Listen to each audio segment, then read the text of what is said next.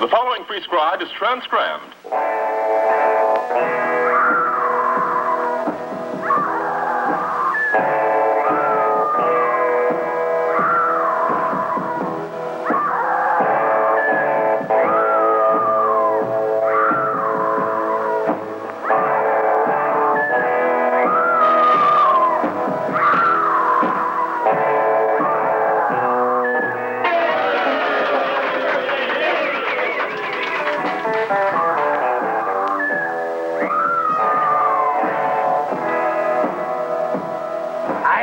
The proctor for this examination on how to open a coffin. You have your pencils ready out there? This is not a true or false examination. If any of you answer true or false, I will come to your house and eat your cat.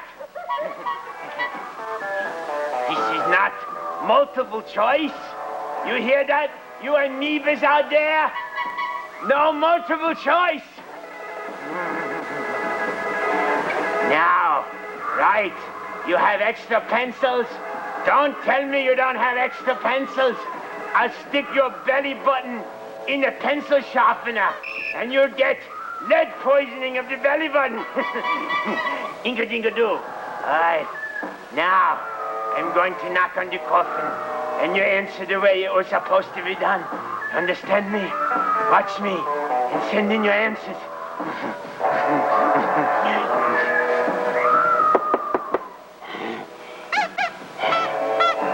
Open up. Come on there! It worked! Hey, the time has come for scary things like monsters, ghosts, and vampire wings, where just about anything can happen. Like tonight's coffin opener, comedian Gabe Kaplan. Gabriel, listen, before you introduce the movie, let's get the dummy with the cue cards over to the right camera. Go to the other camera, would you please? Otherwise, he can't leave it for this moment. Okay, here's the movie. Get it. And now, Svengoolie presents Mario Andretti. Yes. Jay, Paul, Katie, Tommy Leonetti. Oh, she's great. Yeah, she's wonderful. Anna Maria Spaghetti. Close. Alvaghetti. Yes. With, oh boy, Valentine Giacchini. Oh, one of the piggies. As hamburger helper. And listen to the name of the movie, sir. She was only a cabinet maker's daughter, but you ought to see her drawing. We'll be right back. Wait a minute. We'll be back later. Maybe not.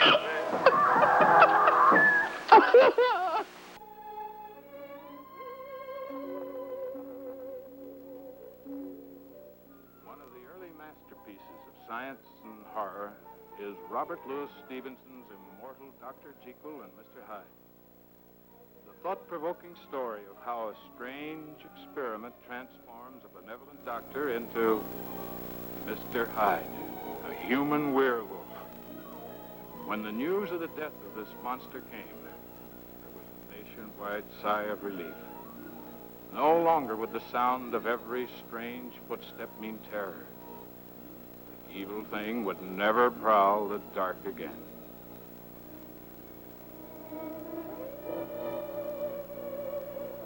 Are you sure?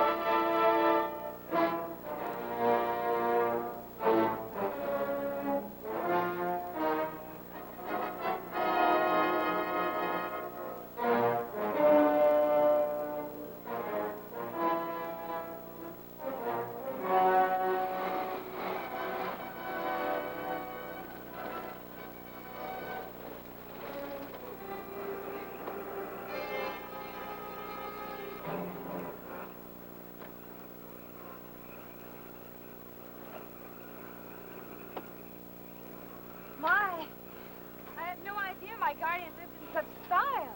Downright cozy. I'll get the luggage.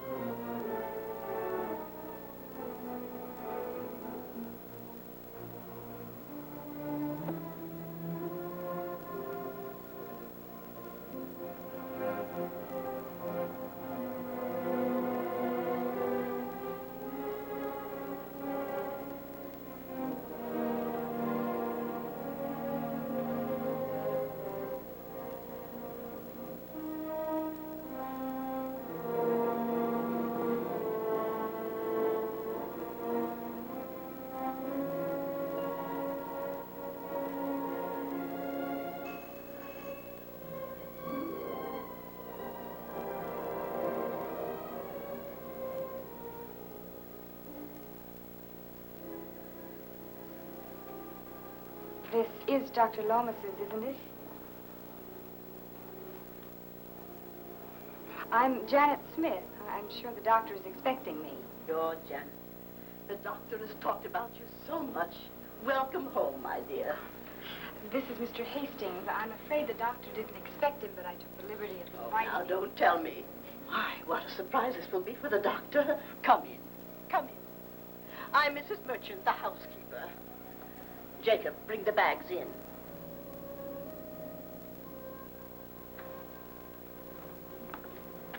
You know where Miss Smith goes, and put Mr. Hastings in the blue room.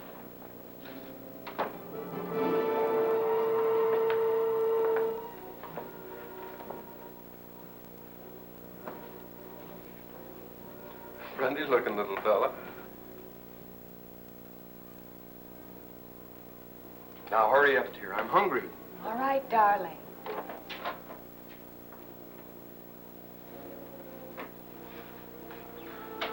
I'm just hanging up your things, miss. Is that all right? Thank you. You're Maggie, aren't you? Yes, miss.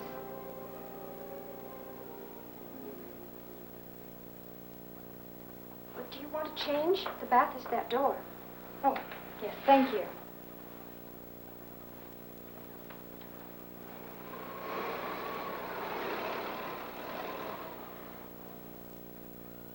Maggie, will you help me? Oh, yes, miss.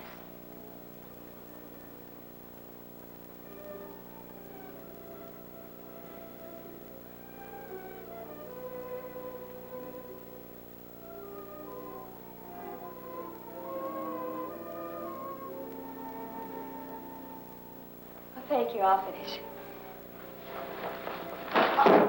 Oh, what happened? Oh, I'm so sorry. That's all right, Maggie. Take your time unpacking. Oh, it isn't that, miss. It's just very late. The moon will be rising any minute now. The moon will be rising? What does the moon have to do with anything? Before I came to work in the manor house, I promised Mother I would always be home before the moon rose. Do you mean you walk home to the village every night? Yes, miss. Well, why don't you sleep here? Oh, I wouldn't dare. Sleep here? Nobody in the village would. Why not? Well, now, Maggie, why on earth do you object to sleeping here? I'm sorry, Miss Janet. Mrs. Merchant said she didn't want any more foolish gossip. Come on, Janet. I'm coming. Well, Maggie, we can straighten this up in the morning. You may go now. Oh, thank you, miss.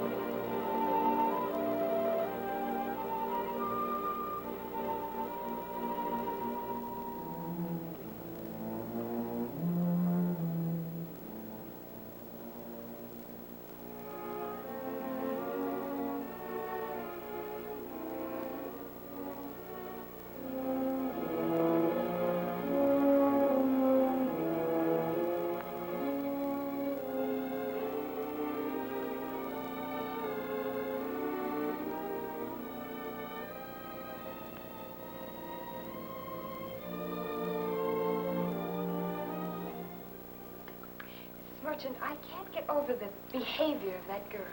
You mean your maid, Maggie? Yes. Oh, there's no understanding these village people. They're shockingly backward. She was absolutely terrified. I've never seen anything like it before. Yes, what is this business about the moon rising? Oh, it's a lot of local nonsense. Really, I must apologize for that silly girl. You'd be shocked if you knew some of the superstitions of our little village. And the doctor, what's he got to say about all this? Oh, well, the doctor wants none of this. He's too busy working night and day with his patients. Why, he wouldn't listen to silly stories. What are these stories? Oh, they go back a long way. Now, mind you, I'm not a local woman. I come from near Liverpool. Oh, my, there's the doctor. Well, I guess it's near midnight, so I better go and take care of the champagne.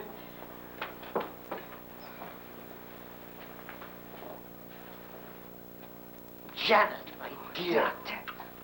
Doctor, this is George Hastings, who came along to celebrate my 21st birthday with me. And this is my guardian, Dr. Lomas.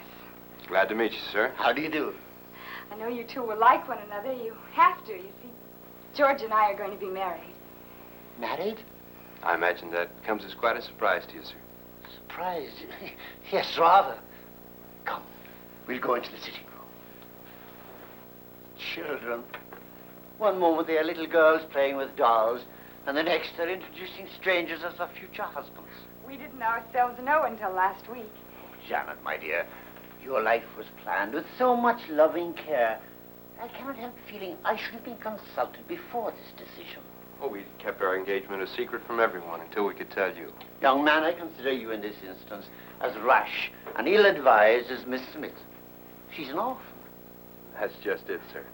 Dr. Loomis, I owe you so much, and I don't want to sound ungrateful, but even if you don't approve of George... What Janet is trying to say is, we didn't come here just to celebrate her birthday, nor for that matter, to tell you we're getting married. There's another reason. Such as? After Janet and I are married, we're not going to accept one penny from you. Is that a fact, Janet? Yes, and George and I hope you will always allow us to consider you our good friend. But we have agreed never to use any of your money. My money? All the money I have, my dear. That was what I can scrape together from my medical practice. Now it's my turn to spring a surprise on you two. You, Janet, were never living lavishly on my money, but on your own. You, my dear, are an heiress to an estate and a sizable fortune. This house and the land around it for miles belongs to you. Although your father's will provides that I may live here for the rest of my days. Are you serious? Oh, money is never a joking matter, my dear. That's a point rich and poor agree on. What about you, Mr. Hastings? Well, I must admit I have no objections to money. I'll try to accustom myself to it. I suppose you wonder why I haven't told you this before. Well, I've seen money spoil so many young lives. And I wanted to make sure that your future husband would be interested in you and not your money. I'm very happy for you both. Oh, almost midnight. Paul Masson, this was laid away, my dear, the day you were born. Well, now, don't expect a speech from me. Happy birthday, Janet, dear. May life be sweet and happy for you and for those you love. Thank you. Happy birthday, darling.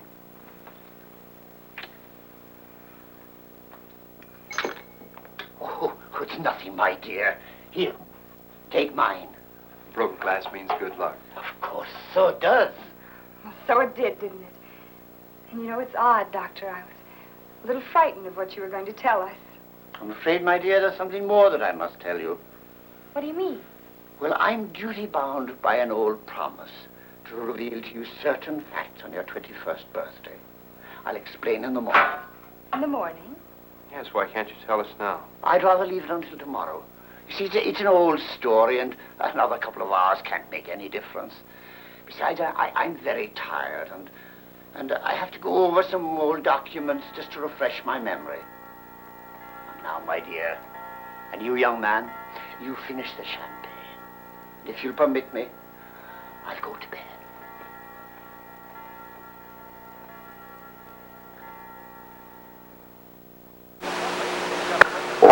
Ladies and gentlemen, a television first. Svengoolie, interviewed by Howard Cosell. The part of Howard Cosell will be played by comedian Gabe Kaplan.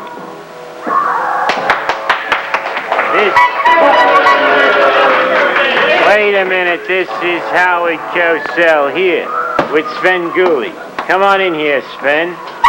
Thank you, Howard. We go back a long way together, Sven, back to the days when you were first working out. Yes, in the Ghouls, shut up. Well, We were first working out in the Ghouls training camp in Sarasota, Florida. well, let me say Well, this. you've come a long way since then. Sarasota's What? about- Will you please wait a minute? You've come a long way since then. Yes, A few questions come to mind at this point. All right, well... Number one. Yes. Please. Mhm. Number one. There are a lot of up-and-coming young ghouls on the circuit. Are you threatened by any of these? Well, let me answer... Let me ask you another Well, question. I want to respond, Will first of you all- please let me ask you No. another question? Sure. You've been down before. Yes, I have. Some people have said you've been down and out. Yes. But you've always Yes. managed to Well, resuscitate yourself. Sauce-a-bella. Every night you come Keep out of that religion out of coffin. this, yes. Now, one more question. I hope so. You've been humiliated. Yes, I am right now. A lot of times. Yes. How can you keep on going on and on? Well, to tell you the truth, how All right, I guess that's it. We've heard enough from Svengoolie. This is Howard Cosell, and now back to our movie, The Exaltation of Victory and the Agony of Defeat. You've seen the movie, huh? Very good idea.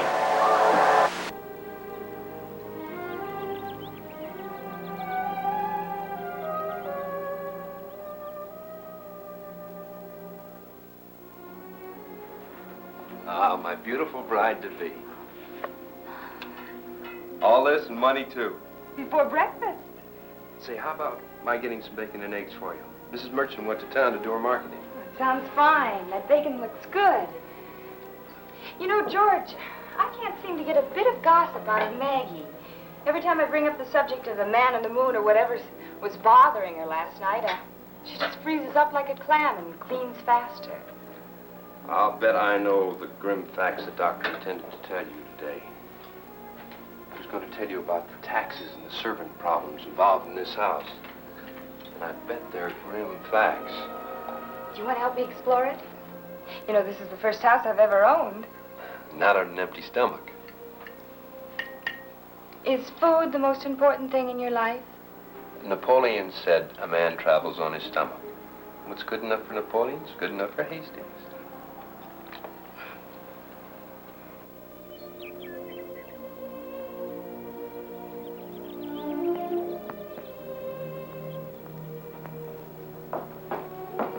I've already counted 36 rooms. I found something curious. I've been taking the dimensions of this room. There's a large space unaccounted for, even allowing for the thickness of the walls. A secret room? Oh, George, really? Oh, I wouldn't be a bit surprised. This is a very old house. I wouldn't be surprised if this house didn't date back to medieval times, at least of the Tudor period. And in those days, no self-respecting house was complete without a secret room and secret passages. Where do you think it might be?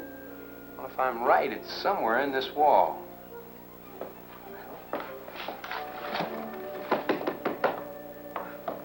You know what I hope we find? Treasure? No. A bathroom with enough real hot water in it for a good shower.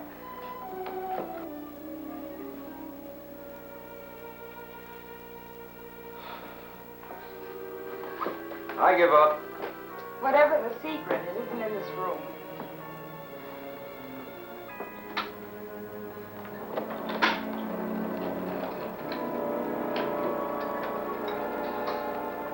What did you do?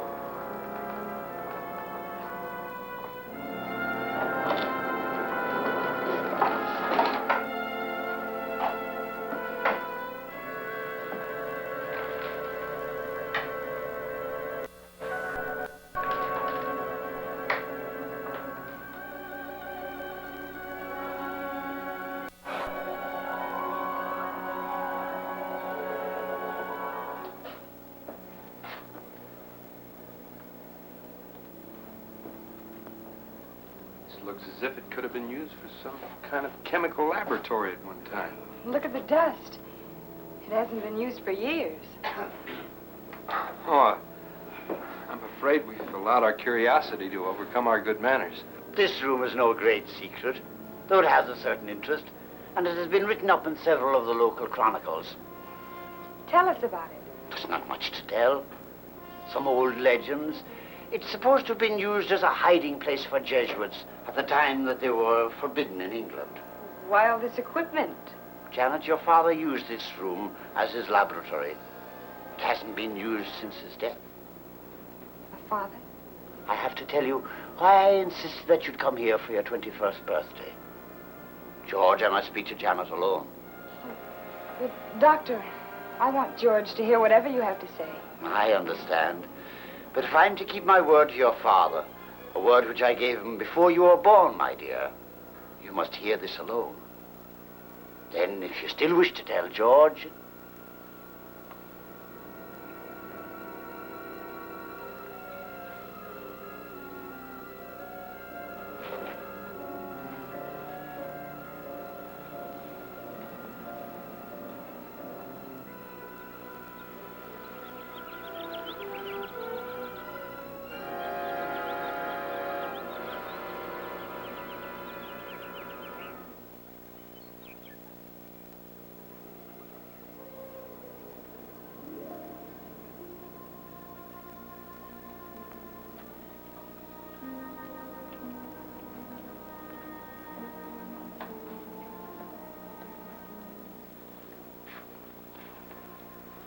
George, I can't marry you. What on earth are you talking about? You must go Go? and forget me. Why are you talking like this? What have I done?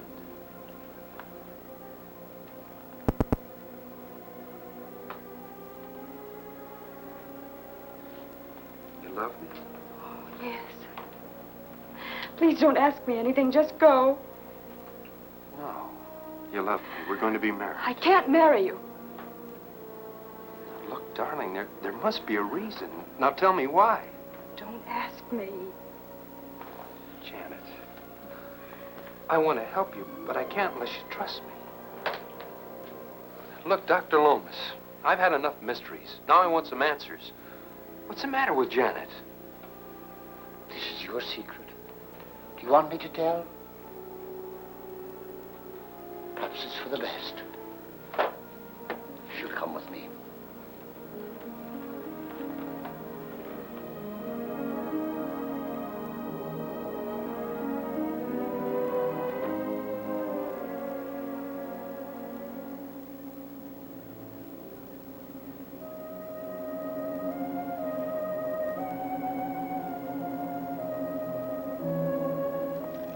The entrance to the family tomb. Janet's family. It predates the house by centuries.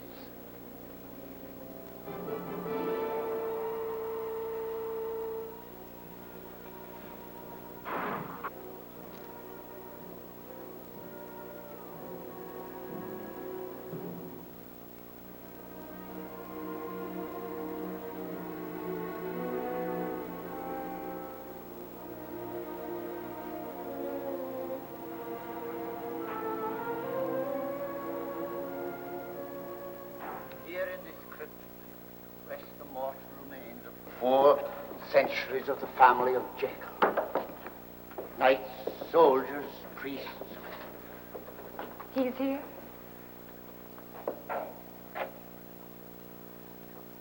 Dr. Henry Jekyll. He kneweth not what he did. May his tortured soul rest in peace. Amen. Not the Dr. Jekyll. He was my father. You have to understand, a finer man than Dr. Jekyll never lived. We were medical students together. I was the dull plodder. But Jekyll was brilliant, with a mind approaching genius. he was independently wealthy. He did some really distinguished work. In the world of science, he was rated as one of the coming men. Then he became completely absorbed in a strange experiment. He practically withdrew from the world, gave up what practice he had, and forgot his friends. But Janet, always remember this. Your father's experiment in the early stages was intended as a blessing. See, his theory was that all men are part evil and part good. And his desire was to separate these personalities. Wasn't that close to a man trying to be God? Certainly. He developed certain drugs that had a most remarkable effect on the mind and body of a human being. Formulas which he destroyed before his death. As a result of using himself as a guinea pig in this experiment, battle within his own body and soul reached a climax. And Hyde won out. His mind would blank out when the vicious Hyde took over. Then when he reverted to the respectable Dr. Jekyll, his recollection of what Hyde had done was nothing but a vague, distorted nightmare.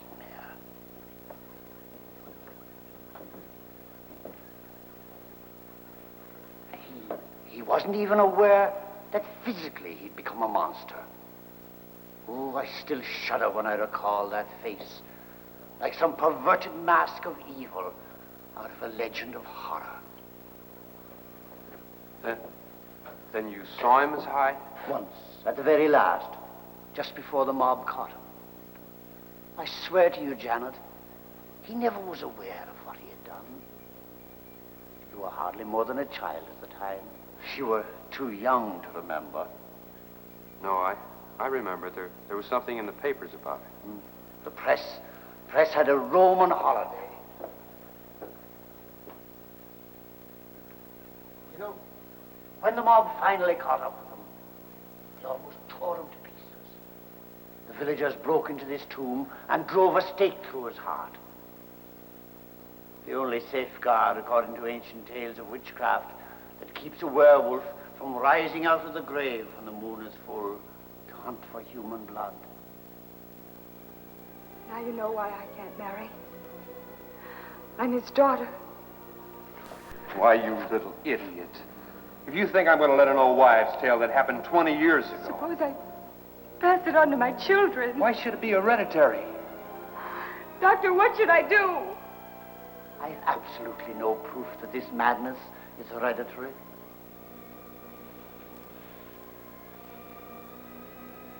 On the other hand, if I'm to be honest, I have no proof that it isn't. That's good enough for me. Let's get out of here.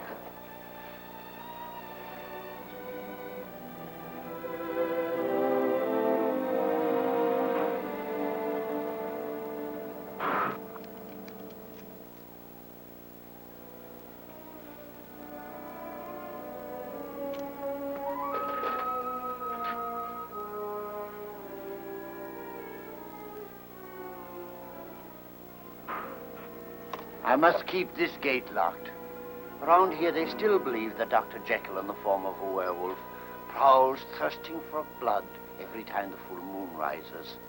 Every chance accident, every unexplained disappearance of man or beast is rumored to be his doing.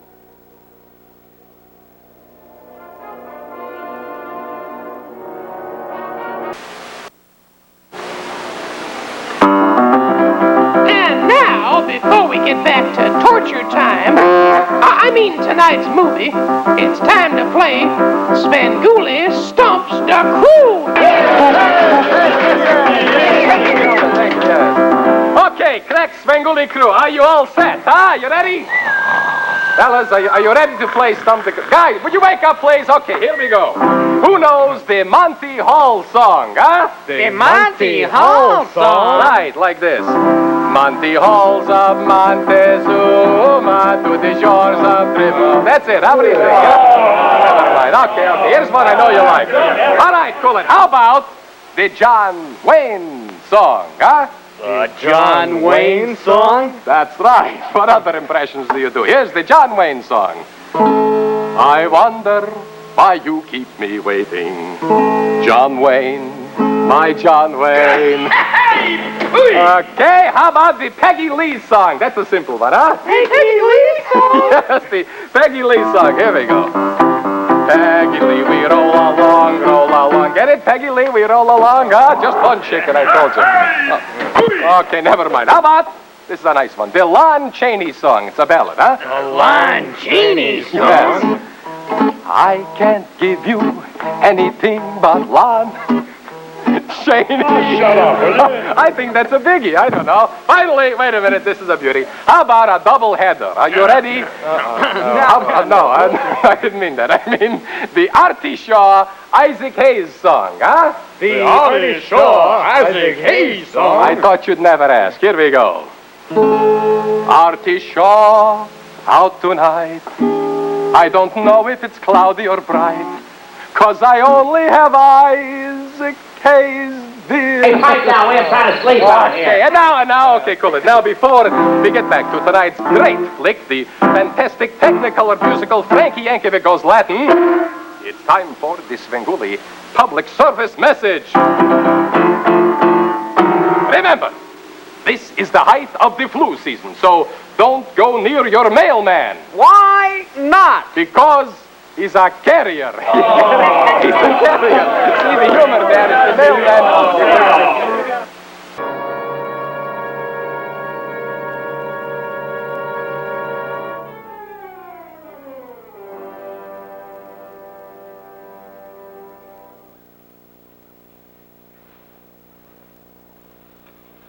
I'm fed up with these old wives' tales. They're utter nonsense. Understand, I know how you feel.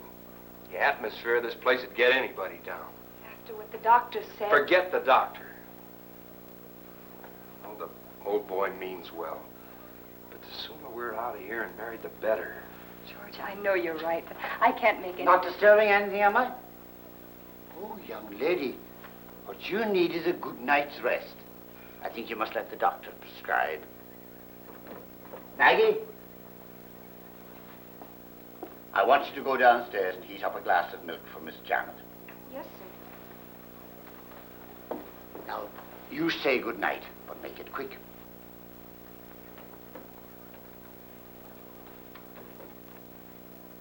First thing in the morning, we pack. Second, the minister.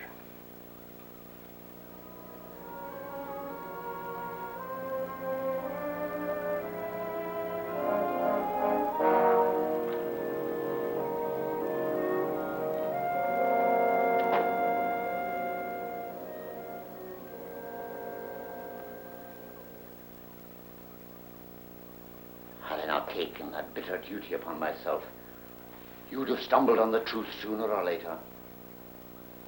The shock might have been worse. I don't know. Maybe I was wrong. What does it matter? Oh, my dear, you mustn't try to fight this so hard. Look at me. Look into my eyes.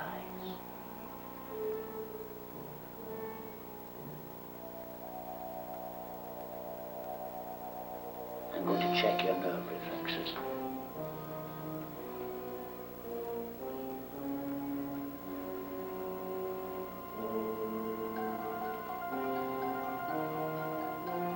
Watch the light.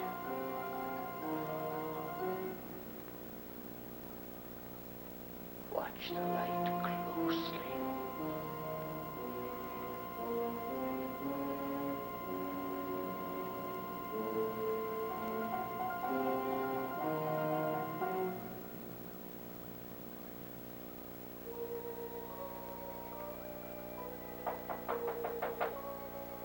Come in.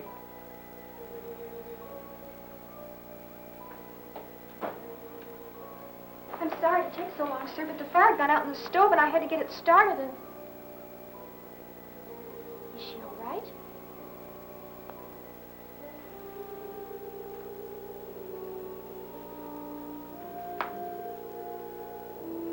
She's just tired.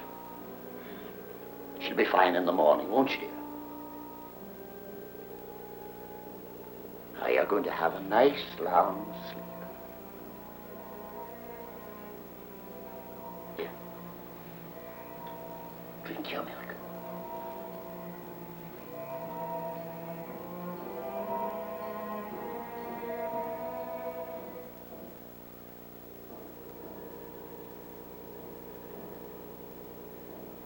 That was good, wasn't it? You're going to feel much better tomorrow. Yes. Much better.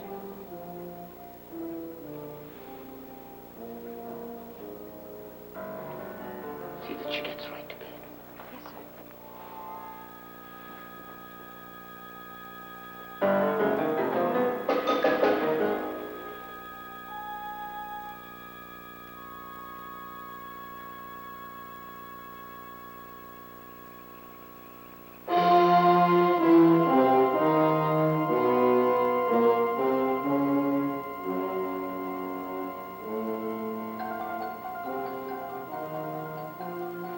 Rising now. It's late. It will be up before I'm home. And only 24 hours before full moon. Full moon? That's when the monster Jekyll rises from his tomb.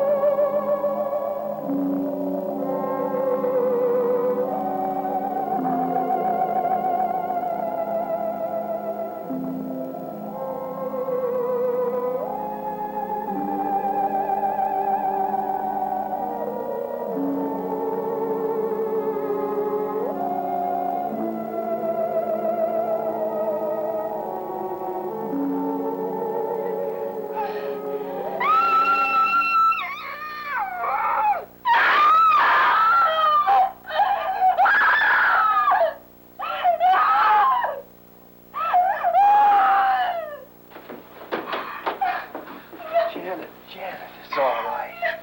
Quiet, darling. Been having a nightmare. Isn't Maggie all right? She's home. Home? Yes, she left hours ago. Maggie's in bed asleep by now. Are you sure? Why do you keep asking about Maggie? Oh, I saw something in a nightmare. It's all right now. Maggie, let's try and get some sleep. This is going to put you to sleep. Go on. Drink it.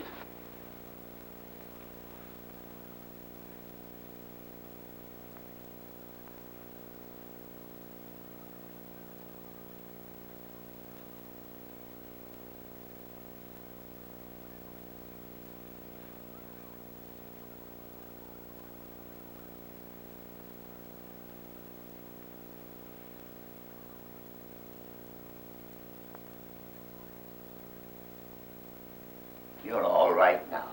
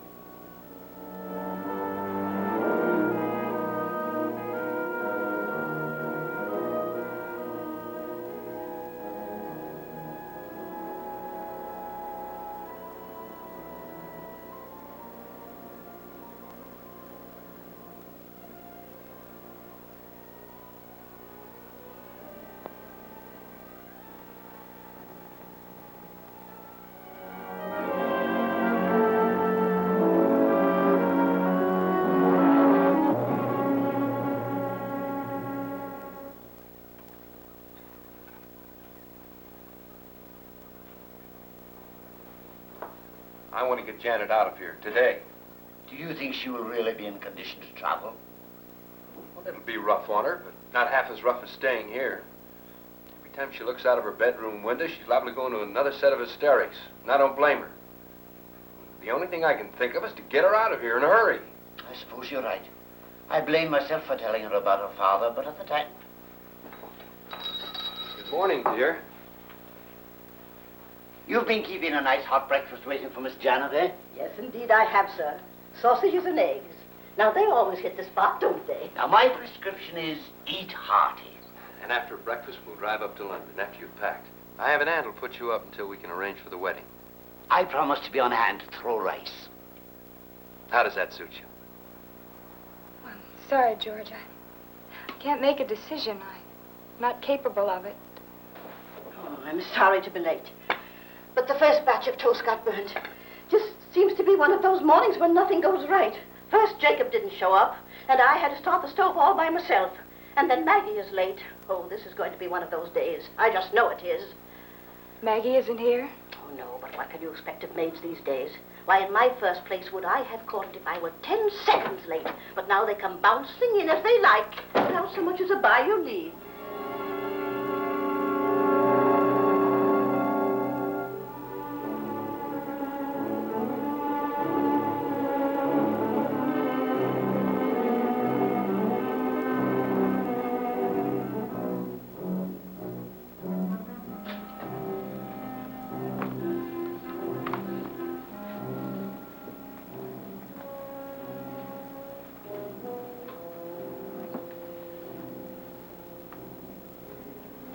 What kind of an animal could make wounds like that?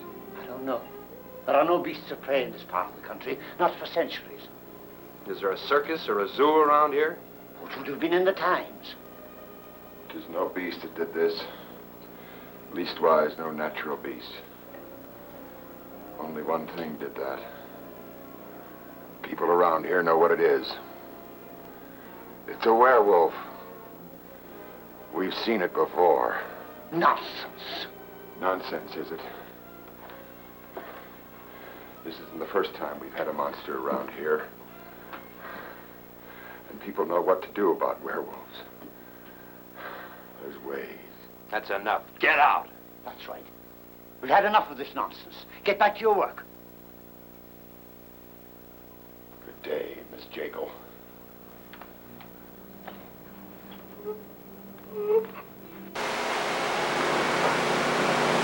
Hi, I'm Gabe Kaplan, Svengoolie's guest coffin opener. We'll be back to Svengoolie's movie in a moment. I'd just like to tell you a little bit about myself. You see, I'm from New York City. I don't live there anymore because I have a lot of hang-ups about New York City. You see, one of them is I always felt that I was adopted. Now, I'm not saying that it's bad to be adopted, but if you are adopted, I think your parents should tell you. Now, last week I was in New York, and my parents never told me if I was adopted, and last week, for the first time, I asked. I went right up to my father. I said, Ling Chow. I said, was I adopted? And he said, no, you're not adopted. You rented. As quick as you can, snatch the pebble from my hand. Yes, that's from Kung Fu. I know a lot of people watch Kung Fu. Because, you know, at the end of the show, he's going to flip out and start Kung Fuing all over the place, right? In the beginning of the show, he's always very pacifistic. What are you going to do? Shove hot tar up my nose? Go ahead, no problem. First half hour, do whatever you want. Then he flips out. You know why? Because he has a flashback. I don't know what he takes, but he has about 7 flashbacks an hour, which is about 200 flashbacks a day. That would be really great. You wouldn't have to go to movies or anything. You could just sit by yourself and have a good time, right? But if he can't have that flashback, he couldn't help anybody. One of his friends could be getting killed. Help me, Mr. Kane, they're killing me, help me. I can, damn it, no flashback. Come in, Grasshopper, come in, Grasshopper, come in.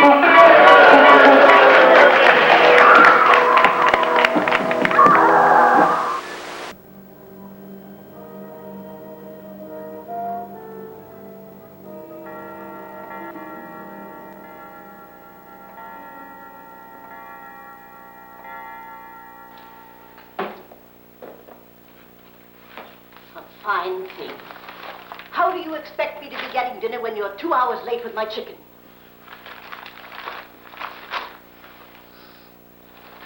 You've been drinking again. Just a pint. kind of off and off who's to care. You expect me to believe that one? Well, I'll tell you one thing. If Dr. Loomis finds you staggering about, he'll... Dr. Loomis. He's got troubles enough of his own to take care of. I'll tell you one thing. I've been talking to the boys down at the pub, and they don't intend to be putting up with no daughter of Dr. Jekyll roaming around. You'll mind your business if you know what's good for you. It is my business. It's everybody's business. First Maggie last night. Whose blood will she get tonight? What a wicked thing to say. Is it indeed? Well, let me tell you something else. Do you know what the lads are saying? They took care of the father, and they know how to take care of the daughter. You're just trying to stir up trouble with your wicked nonsense. So you think it's nonsense? Well, maybe.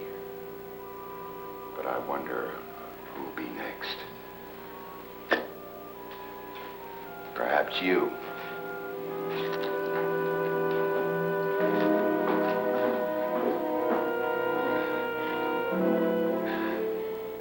Now, don't worry.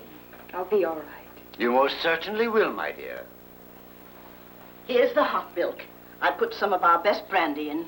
And I'm going to add another ingredient. How does that taste? All right? Drink it down.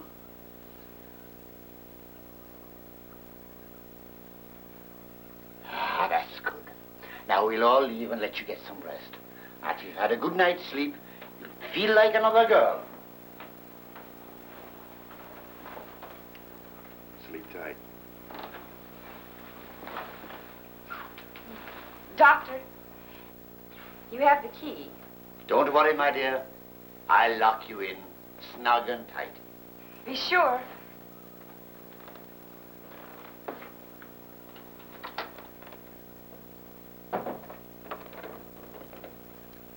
Best not to upset her. Oh, I wonder how much longer my nerves can stand this. A nightcap? No, don't worry. I leave my door ajar. Doctors, you know, always sleep with one eye open. Good night. Good night, sir.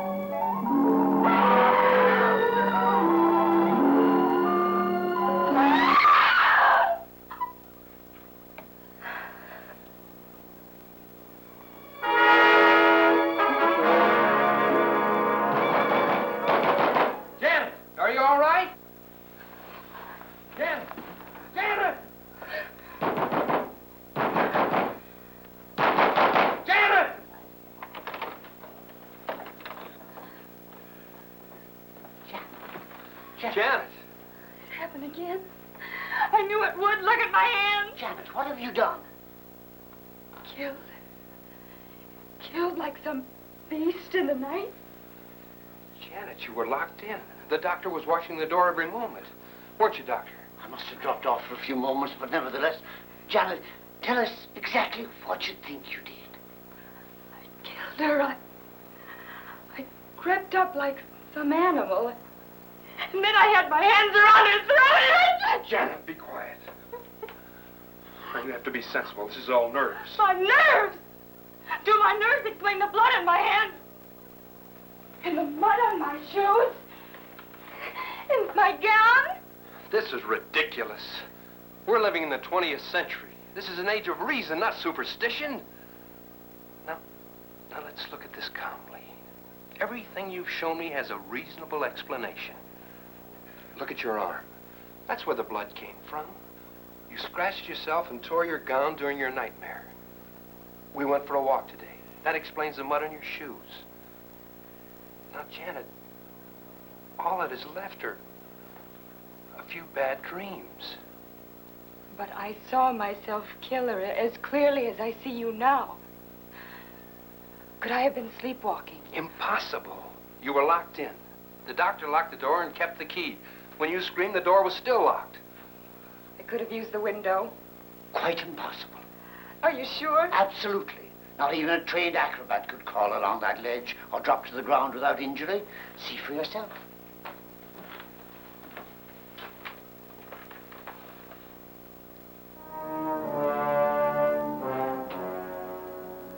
What are you doing here, intruding at this hour? We found Lucy. Found Lucy? What do you mean? You know what I mean. We found Lucy with her throat torn out. Torn out by her. I've had enough of this. Some maniac has broken loose, but I'll not have Janet accused of these horrors. Here, get out of this house, and don't let me see you in these grounds again. We know you're the daughter of Dr. Jekyll. We know what you're doing. You heard him. Get out. Let me tell you something. It won't be long till the daughter of Dr. Jekyll joins her father in the vault with a stake in her heart. We know how to deal with werewolves.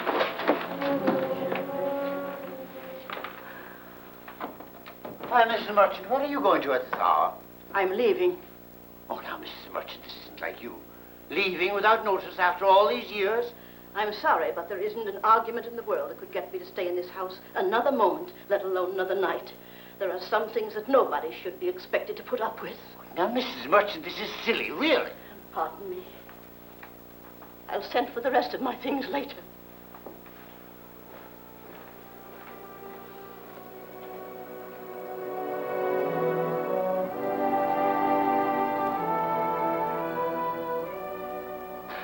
I shouldn't be too long. If anybody wants to start any mischief, I intend to squelch it before it gets underway. Now I must go and see if I can dig up another housekeeper. Can't we get Janet out of here by tomorrow morning? I don't see why not. Those pills I gave her should keep her asleep for another few hours. She seems much better. But don't go up to her now. We don't want to give her the impression that she must be watched. Better get some rest yourself. And remember, in case Janet gets a bit out of hand, give her not more than 2 of the pills I left with you. No, I won't. Don't give them to her unless it's necessary. I don't like to use too many drugs if it can be avoided. Well, I'm off now. Goodbye.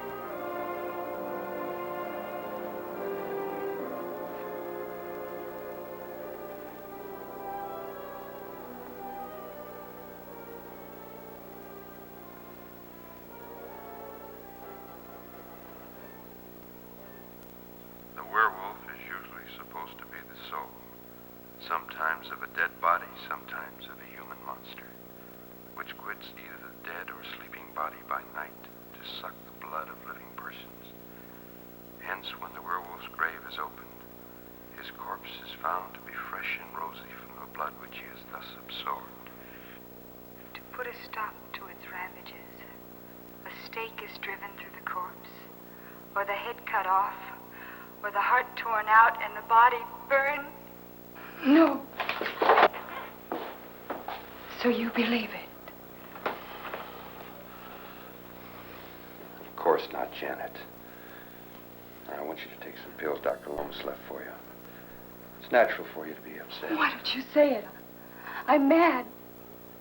You've got to do something. You've got to lock me up or put me in a madhouse. No. No, Jacob is right. He knows what to do.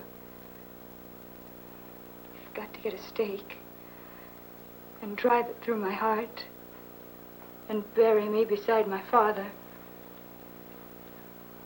Well, do it! Do I have to kill myself? If you love me, please kill me! Please kill me! Please kill me! Please. Stop it!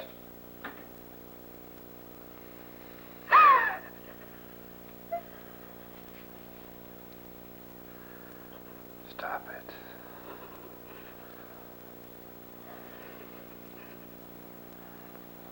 I'm sorry I had to do that. I'll take you up to your room. Give you those pills Dr. Loomis left. Make you sleep.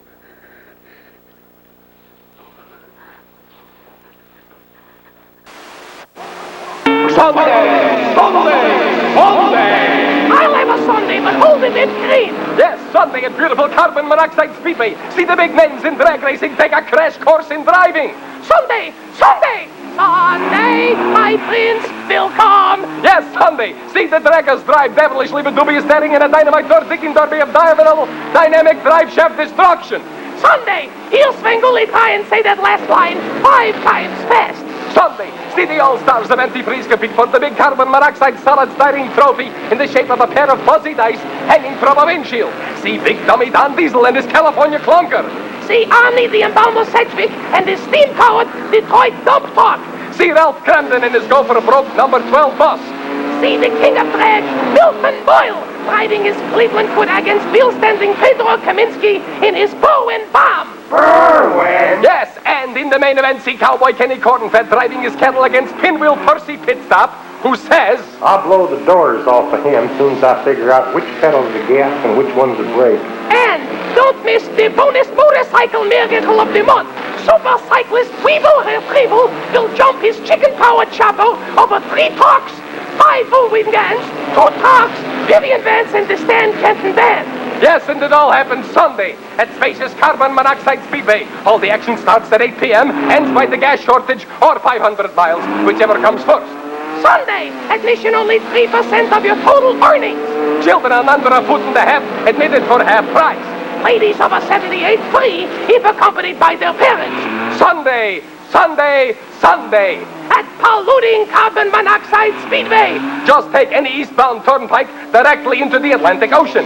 Sunday, Sunday, Sunday. Svengoolie, what day is that going to be? Sunday, Tommy, Sunday. Wait, Sunday. Stop there, you Sunday. Will you That's stop? Sunday. And that's it.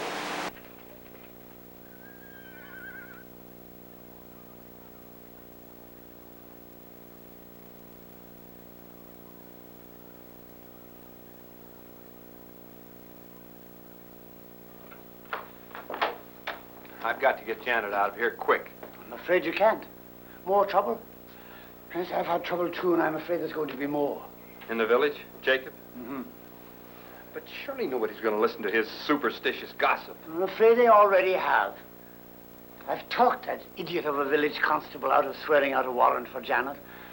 But tomorrow there's going to be a coroner's inquest. And ridiculous as it is, they intend to summon Janet as a witness. But she's in no condition to face an inquisition. As a physician, that's what I intend to tell the coroner. If they want her as a witness, they'll have to postpone the inquest. Unfortunately, it still means that she can't leave. Well, then there's no reason to tell her about this now. Right. I'm going back upstairs to her. If you want me, I'll be in the dining room. I need a drink.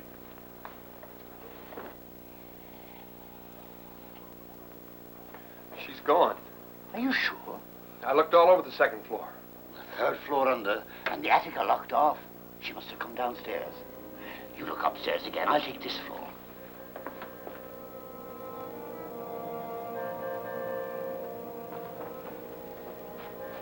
Any luck? No. Where the devil can she have got to?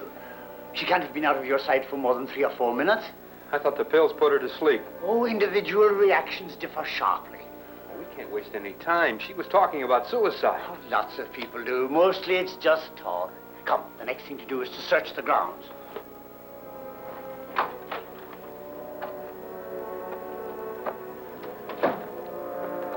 Janet! Janet, where are you?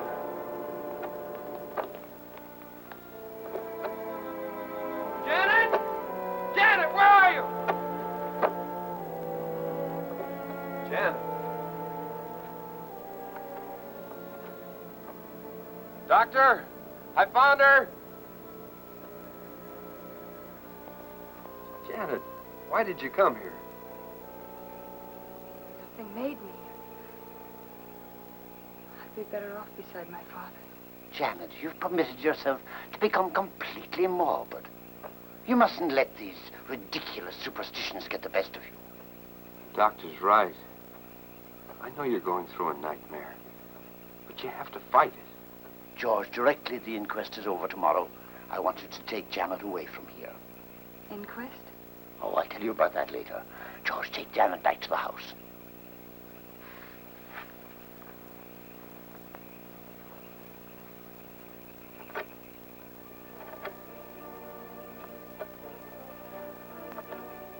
Didn't I order you off my grounds? There's no harm I'm doing. Now, let me make this very clear. If at any time in the future I find you on this land, I'll have the constable take you in charge for trespassing.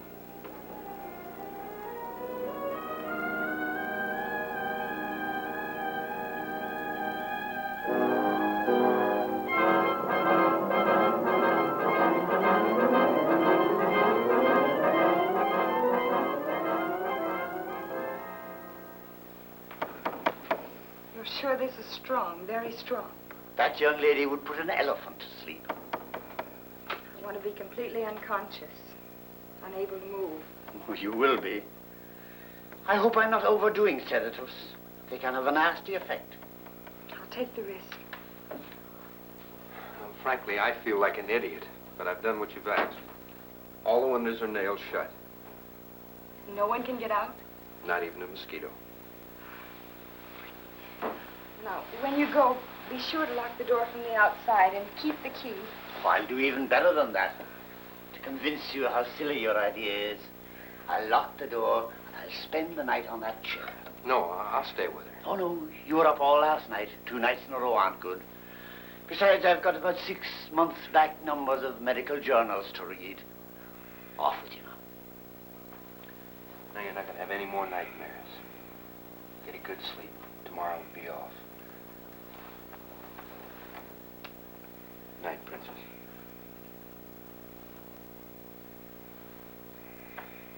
She's almost asleep. It's very strong. Now, on your way. And don't waste any sleep and play.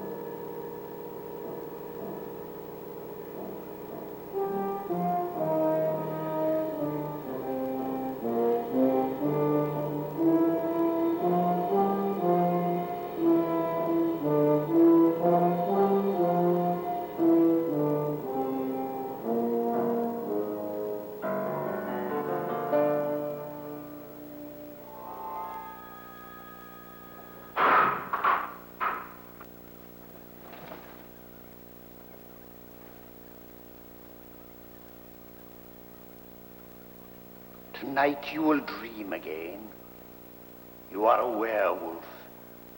You will steal through the woods to a lonely house and kill a woman. Then you will cut yourself, rip your gown, and cover your face and hands with blood. With this cord, you will hang yourself over your father's grave in atonement. Now you will sleep. And when you wake, you will obey.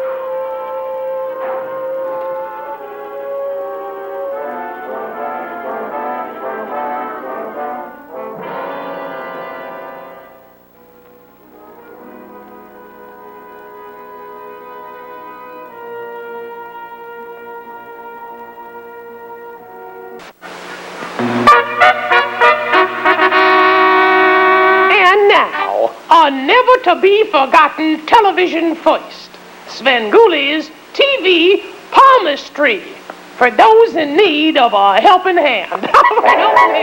Yes, yes. Hello, all you dippos who wonder about your past, your present, and what you're having for breakfast tomorrow.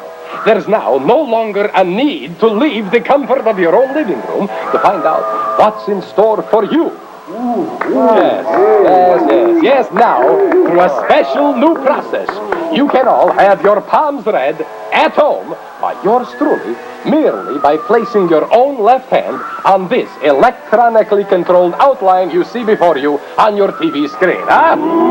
Yes, once your hand is on the outline through a unique process I discovered in this ancient book, give me the ancient book on palm reading. The book is called Down Among the Sweltering Palms. You get it? Okay, I will go into mystical scrutiny. Is that like going into truck driver training school? No, I will go into mystical scrutiny, and you will have your palm read, huh? Cool it with that ooh, huh? Okay, now, place your own left hand on this outline with your palm facing me. Come to the screen now. Put it on the screen so I can see your future line, your lifeline, and, of course, your 50-yard line. Okay, have you all got your hands in place on your screen? Oh, beautiful. Okay, very good. Now, prepare to have your palm read. Okay, here we go. You get it? Your palm red. See? Your palm is red. See there? Get Mr. Fingers. Red palm. See? You got the palm red. There you are. Like a pomegranate. There we go.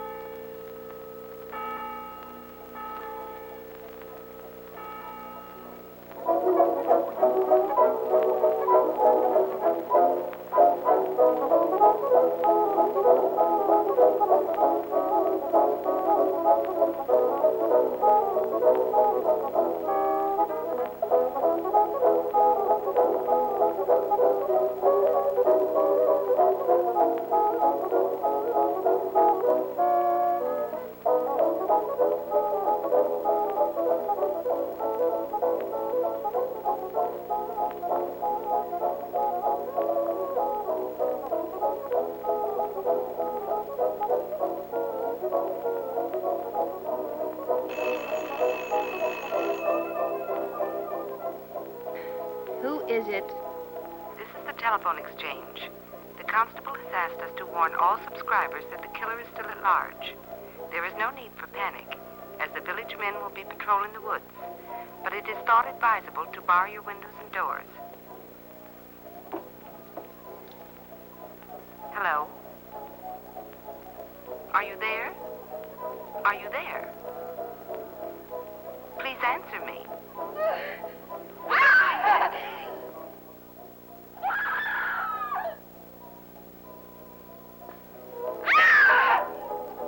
Hello? Hello? Is there something wrong? Hello there? Are you there? Hello?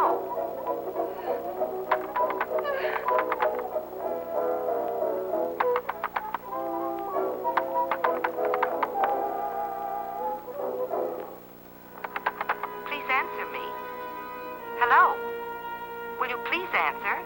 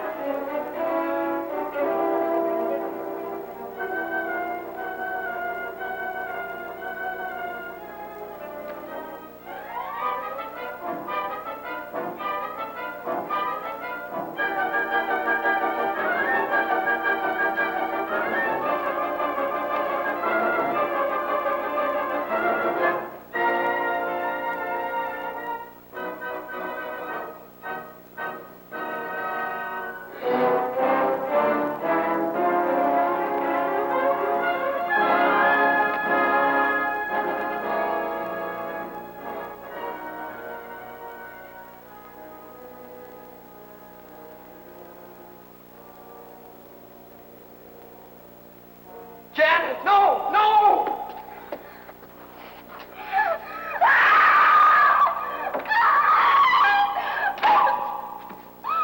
Janet.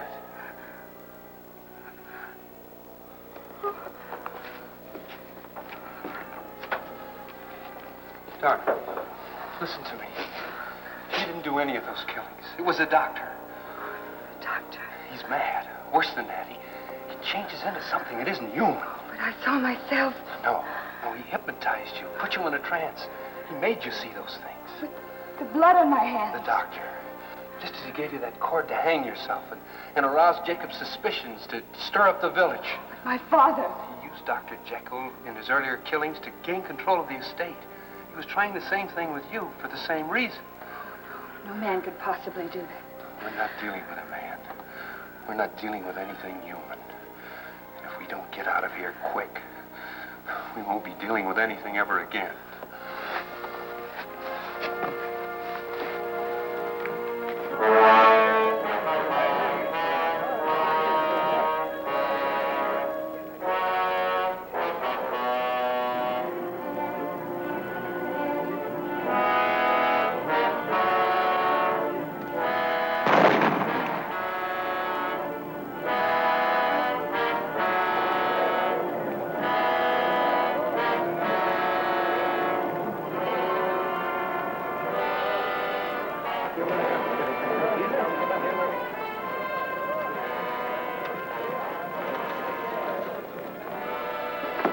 You've got one chance.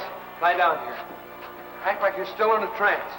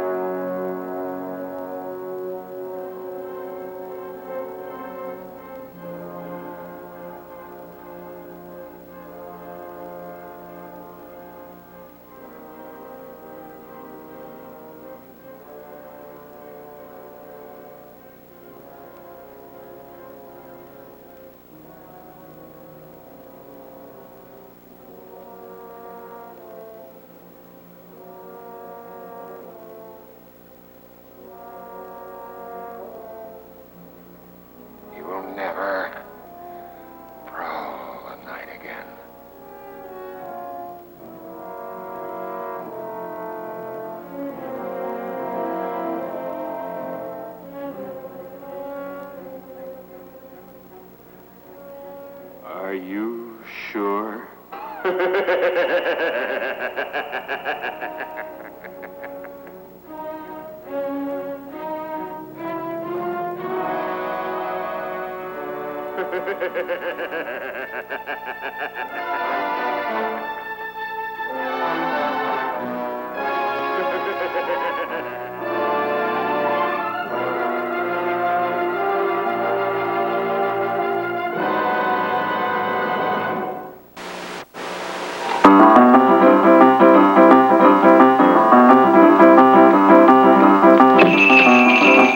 Hey, Svengoolie. Yes. What do you call a corpse? Listen now. What do you call a corpse leaning on a doorbell? I give up. What do you call a corpse leaning on a doorbell? A dead ringer. A dead ringer. Get a dead ringer. Get it. Don't line. Get out of here. Don't come back to me.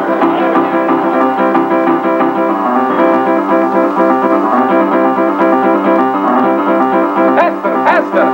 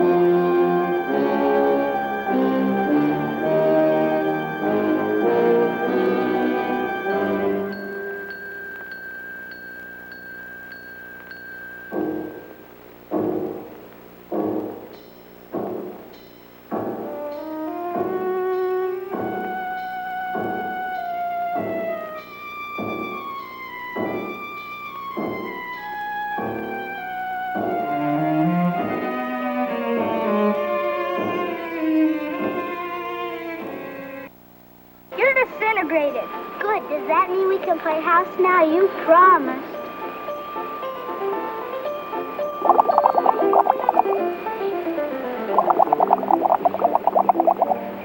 These woods are full of spacemen. It's either them or us. Come on.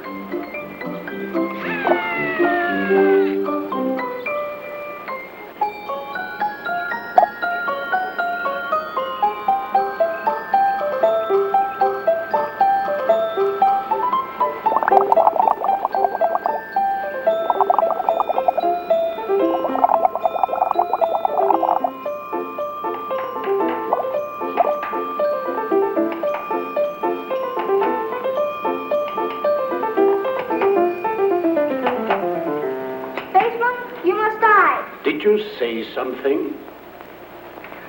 He says we must die. Oh, well, if you insist, but come here.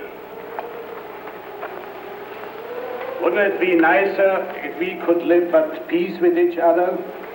Okay, I'll be from a friendly planet. Good. Does that mean we can play house now? No. I'm friendly, but I still have to find out what they're doing here. We are archaeologists, boy. People who try to find out what men were like way back before they could read or write. The only way to pass on what they knew was through pictures like this one. You see, our job is to chip it out carefully and take it to a museum so people can study it. Gee, are you scientists? It's even better than being cowboys, huh, Professor? You bet. Was he a spaceman robot? As far as we know, there were no spacemen at those times, and robots either. He looks like some of those people I saw last time I was on Pluto. Oh, what's your name, son? Oh, Johnny, it looks like you've stirred a little outside your orbit, doesn't it? Voila! Here we are in the cave. My mother and sister. Bet you'd like her. No doubt. Johnny, that wasn't fair. You kids promised you'd take a nap right after lunch if we took you on this picnic, and off you scoot. I hope he hasn't given you any trouble. Not at all. Johnny, at the camp I used to go to, we used to have to take a nap after lunch right up until we were 14. You did? Sure. Will you be here when I get back? If we are, you are welcome to join us. Come on, quit stalling.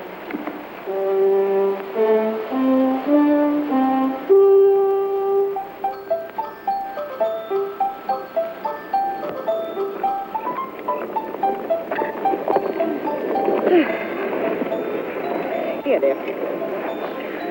There you are. Take this too, darling. Fine.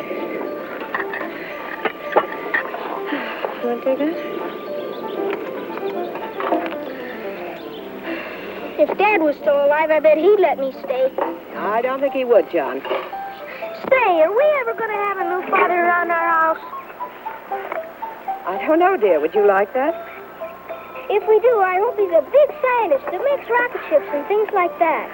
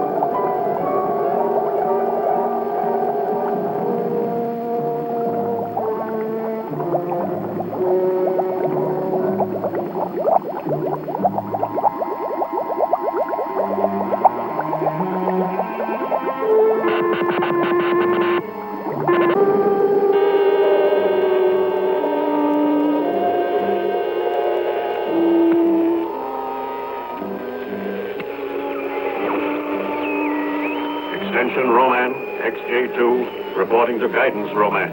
I salute you. You are late, 14 minutes. Gravitational pull is stronger than reported. 0.7652 higher than our planet. Accepted. Report. May I ask first for other news? Granted. No life has been discovered on any other planets. Earth is our only rival. Was great guidance. The human knew about atomic energy, but had not mastered the cosmic ray. Wherever I directed the calcinator beam, they crumbled. At first, the fools thought it came from one among their many nations. They began destroying each other with hydrogen bombs. I announced myself to keep them from wiping out cities, which will give our people much amusement. Too late they planned it against me. Their resistance pattern showed some intelligence, but all are gone now. The way is clear for our people. I want facts, not words. Fact A. Life pulse has been reduced to +00. Reject. Error. Error? But great guidance, I have proved it. My energizer has scan checked by square feet. No life above Lepidoptera level exists. My computator is more accurate. In the 20-second category, there is an error of 16 billionths. The Great One is never wrong. And there are perhaps 8 people left on Earth. Not perhaps, precisely. Find and destroy them. Then report back.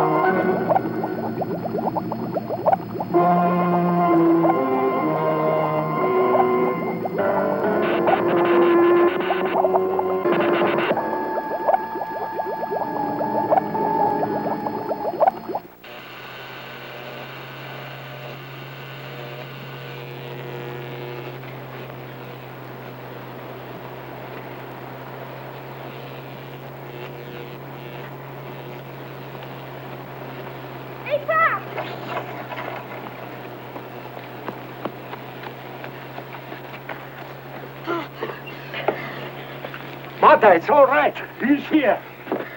How? What do you think? I've a good mind to give you a thrashing. Didn't we tell you? Never, never, never to go outside of those wires without our permission.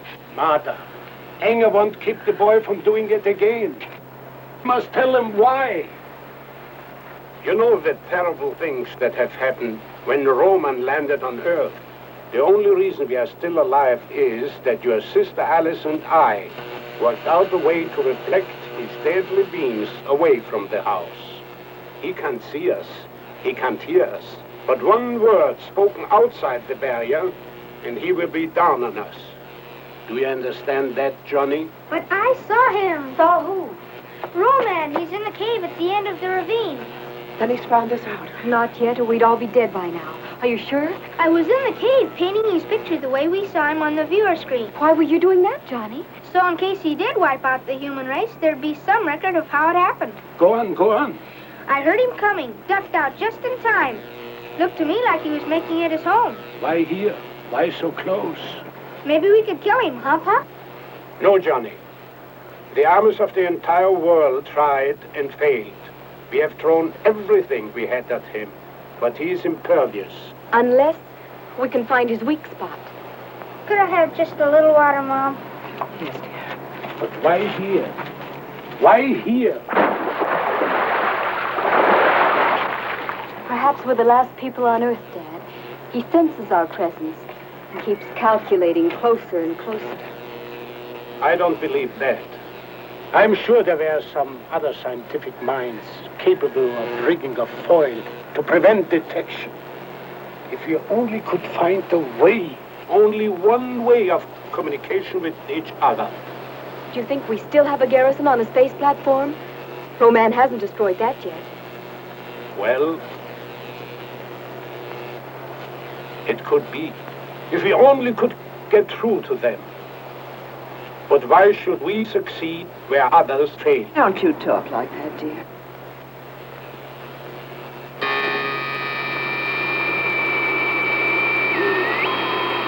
maybe them. Maybe they are coming through from the space platform. Humans, listen to me. Due to an error in calculation, there are still a few of you left. You escaped destruction because I did not know you existed. Now I know you are watching. I see 5 of you who have not been destroyed. Show yourselves, and I promise you a painless death. Just the 5 of us left? But this is incredible. It means that Troy's gone too. I'll bet Alice is happy the way they used to fight. Don't say that, Johnny. Roy was a great scientist. I would have never developed the serum without him. The trouble was, he wouldn't admit I was good in my field. Anyone who could fix that view screen after what that glass did to it is better than good. Oh, easy, easy. I'm sorry.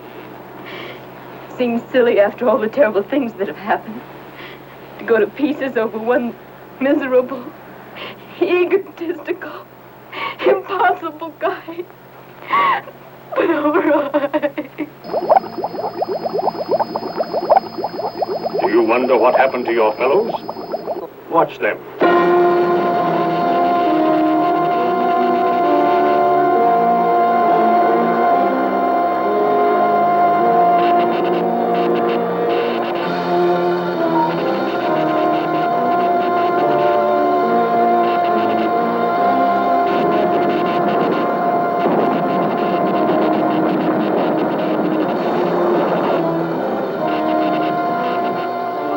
Calcinator beam wiped out your last legions, your last scientists in their deepest shelters.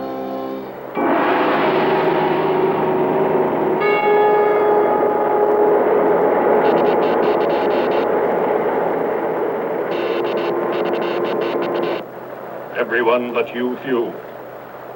There is no escape from me. Very well. I will recalculate. Your death will be indescribable. Fool humans, there is no escape. Perhaps we should talk to him. Try to arrange a truce, make peace. He would be able to plot our position immediately. If Roman wants us, he should calculate us.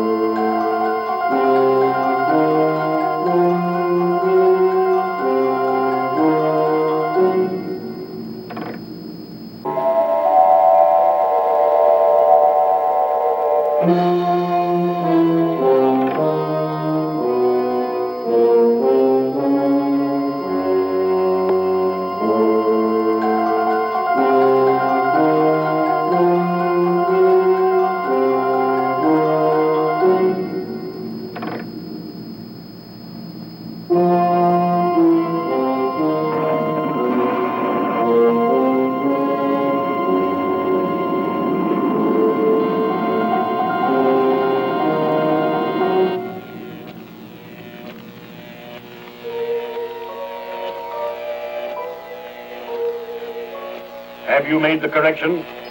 I need guidance, Great One. For the first time in my life, I am not sure. You sound like a human, not a Roman. Can you not verify a fact?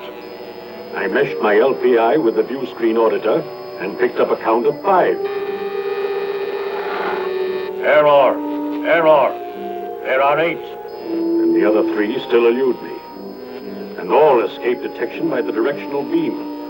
Is it possible they have a counter power? And if they have, reduce, correlate, eliminate error. Is this not the law? I will find them, Great One. Trust me. And if the C-ray fails, I will use physical means. Planet Earth can revolve once more. Then you must either report success, or I will sentence you for failure.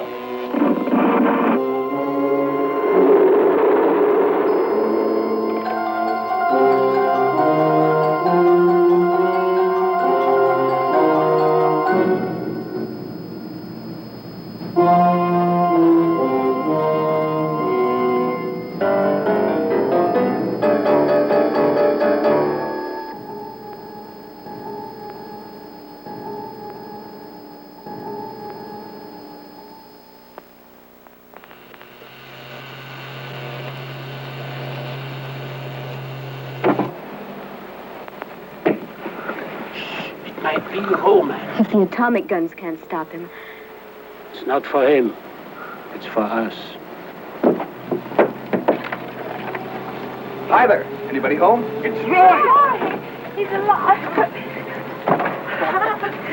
Do you know who's in the cave at the end of the ravine? Roman. Well, I was as close to him as I am to you. So was I. But he didn't know that I was there. Do you know why? Maybe you're not worth noticing. Well, now I know I'm in the right house. Yes, and a moment ago she was crying because you were dead. You didn't have to waste any tears on me, honey. I bear a charmed life. Roman spoke to us over the view screen. He said that we are the last 5 people on Earth. Is he lying? Or are there any other people? 2 more. Jason and Cloud. But why them? That doesn't make sense. Oh, doesn't it? Look, the professor here spends his entire life trying to discover a serum, an antibiotic serum that will cure all diseases, even the common cold. And thanks to his wise choice of assistants, he manages to achieve his goal. And so, who does he experiment on with his first injections? Himself, his family, myself, and Jason and McLeod. Therefore, the great antibiotic is also the immunizer to Roman's death ray. And I thought it was the electronic barricade around the house. Well, that may prevent Roman from finding us and blowing us up. Which is nothing. But against the sweep of the death ray, it's powerless. No, the serum, that's the thing. Couldn't you find any more at the lab? Plenty. But I didn't bring it. Why? Because we managed to get together enough fuel to take a rocket ship to the space platform. And there's enough serum on board to immunize the entire garrison there. Does the garrison know you're coming? Well, how could I tell them without letting Roman know, too? They know what's going on down here. They'll figure it's Roman and blast the ship right out of the sky. We'll have to get word to the space platform, that's all. Jason and McLeod take off in 2 days. On foot, it would take me longer than that to get back there. We'll have to rewire the circuits on the view screen so that we can broadcast without Roman picking it up. In theory, it's possible. But such a complicated job in 2 days? Well, at least I can try. If I only had a decent assistant who could take orders instead of trying to be the boss. I'm bossy. You're so bossy, you ought to be milked before you come home at night. Children. All right, I'm sorry, Professor. Okay, boss. Where do I begin? Don't you have to loop it? Roy, will you not argue, please? You know something? You're either too beautiful to be so smart or too smart to be so beautiful. I guess we do get along all right at that. But let's work together now. We can play later. Roy, what time is it? 4:30. Of what day, Roy? I can't remember the day. I'm so tired. There. Oh, Roy, we'll never make it. I can't control my hands anymore. Let's rest a little. Oh, but we can't. Roy's right. It's time you get some sleep, Alice. Jiminy, 2 days you've been at it. Oh, not that long. It can't be that long. The rocket ship must have taken off at dawn. They're either there by now or... Then I've failed you. I'm sorry, Dan. Fail, do you realize what you tried to do was impossible, yet you almost did it? But I didn't.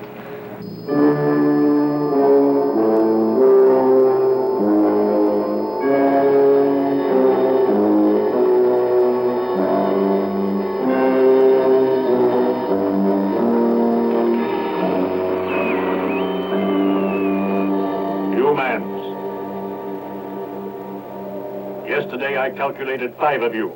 Now I find 6. What do you have to fear from us?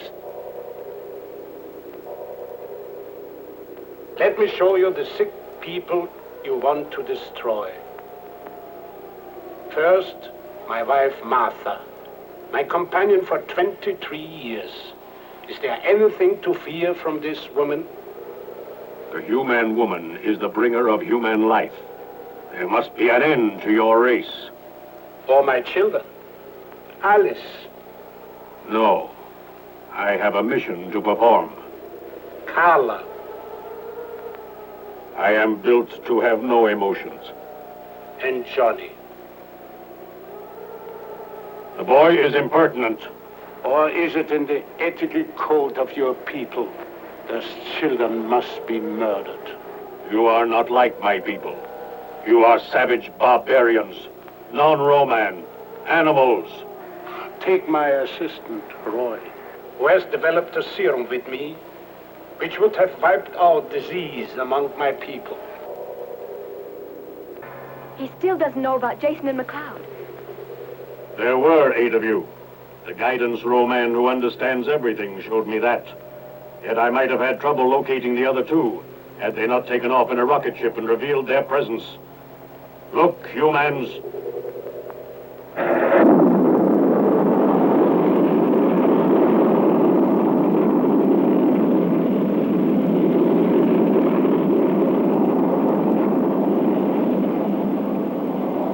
They are headed for the space platform, which guidance row man spared because it would have been a convenience for my people when they arrive on Earth.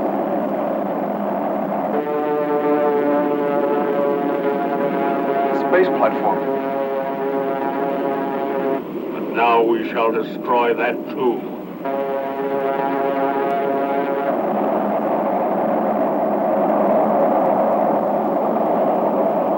Alert! 10, 9, 8. The Great One himself sends the cosmic blast that atomizes rocket ship. Space platform.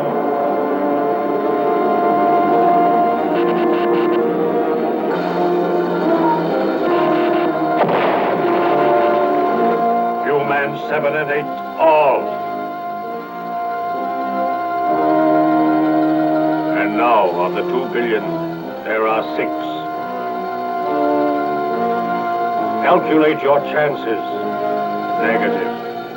Negative. Negative.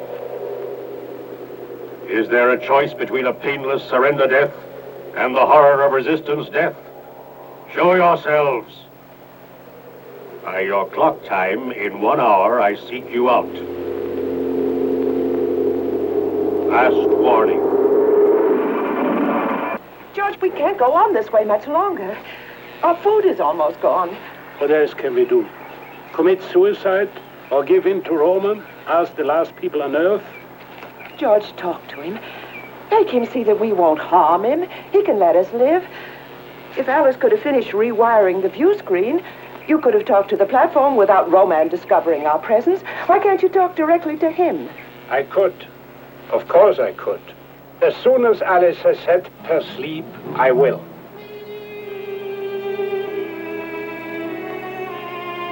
Not like that. Alice, look, you simply can't connect these 2 circuits. Here, let me.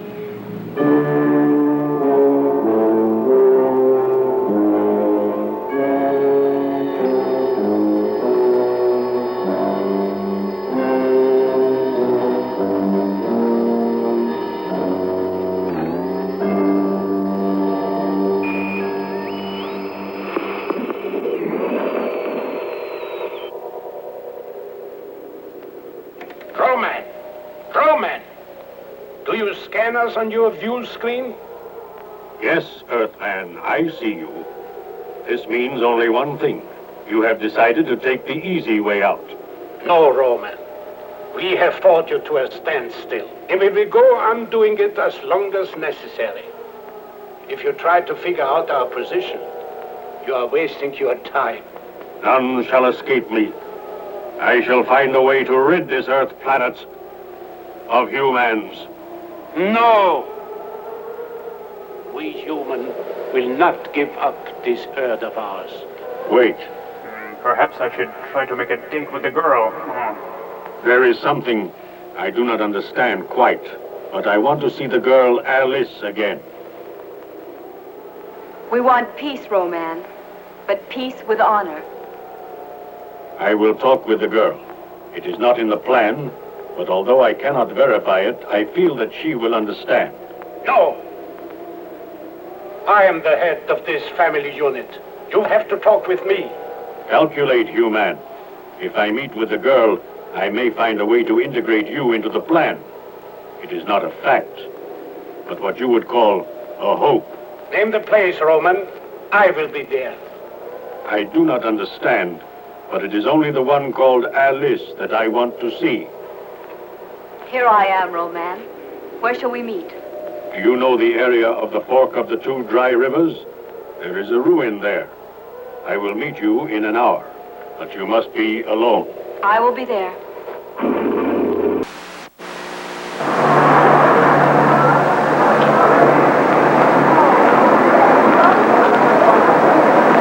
You are about to witness a crime.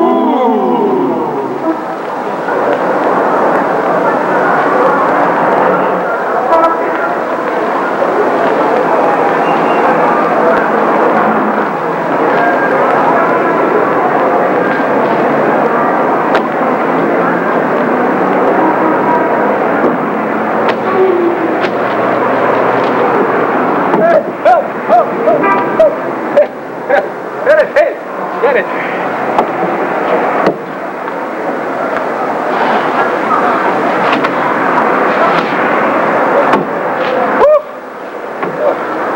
Now we'll rerun that in slow motion. Watch closely.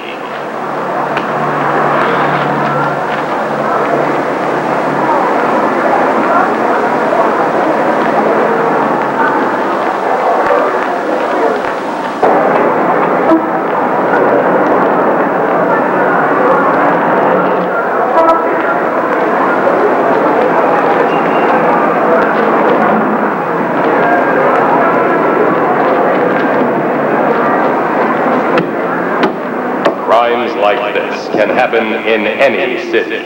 I said city. So, when you travel, remember to carry Armenian Distress Travelers checks. If they're lost or stolen, Armenian distress checks can be replaced, usually the same day. Hey, but how can they afford to replace them? Easy. They're not worth anything. Here, have some. That'll just about buy you a donut in Dusseldorf. Have a good trip.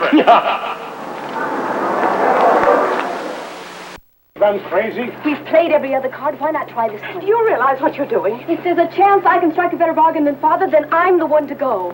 Is Alice going to have a date with Romance? This is madness, Alice. Roy, you have to speak to her. I know I'm not in the family, Alice, but your father's right. You mean there are certain things nice girls don't do? Even if it means that man's millions of years of struggle up from the sea, the slime, the fight to breathe air, to stand erect, to think, to conquer nature, even if I was to stop cold by a doting father and a jealous suitor. I just don't happen to believe that any human being should degrade himself in order to survive. You'd rather just have us go out of business, is that it? Letter returned, no forwarding address? Can't you see you're being sentimental idiots, letting your emotions run away with you? Perhaps that is the quality of being human. The very thing that makes us different from Roman. The difference we are trying to preserve. Very pretty talk, but I still intend to do something about it. Get out of my way. You're not going. I said get out of my way! And I said you're not going.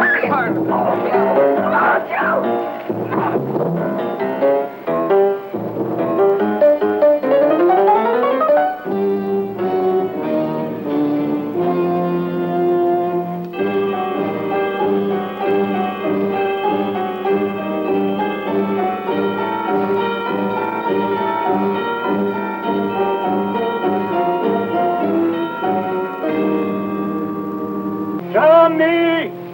Johnny! Johnny's gone.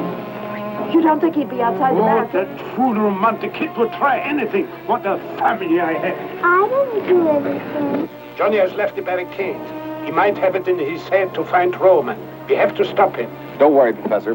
Alice and I can find him. I'll go, of course, but don't either of you speak to me. But be careful of Roman. When Johnny comes back, I will set off a flare. Right.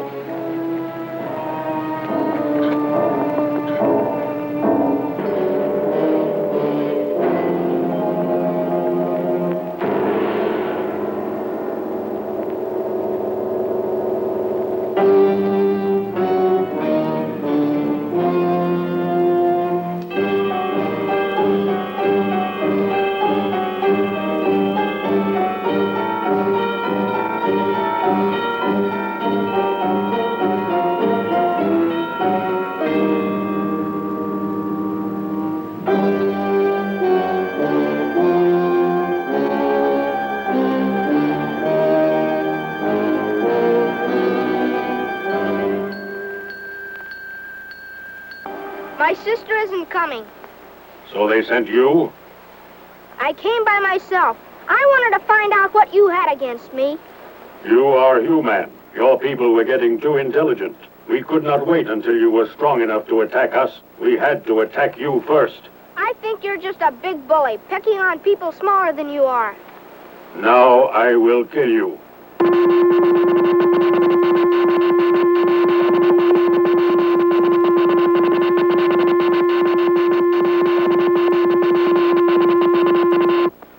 You look like a pooped-out pinwheel. He's got a super serum that keeps people from ever getting sick. How do you know it works? Because he tried it on me and Carla and Alice and Roy and everybody. And we don't get sick even when we swallow capsules with real bad bugs in them. And the 2 men who took off on the rocket ship, they also had this injection? Sure, they... You have told me all I need to know. I will calculate the spectrum dust in the calcinator death ray to counteract this antibiotic.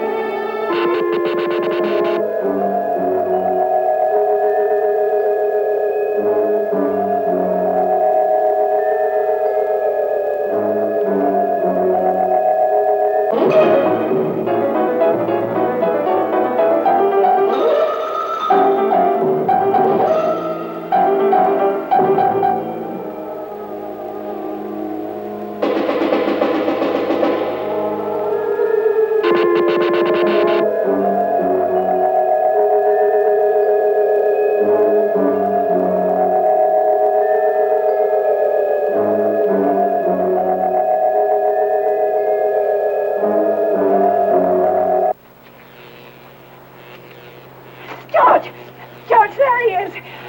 He looks all right. Oh, thank God. Thank God. Johnny! Johnny!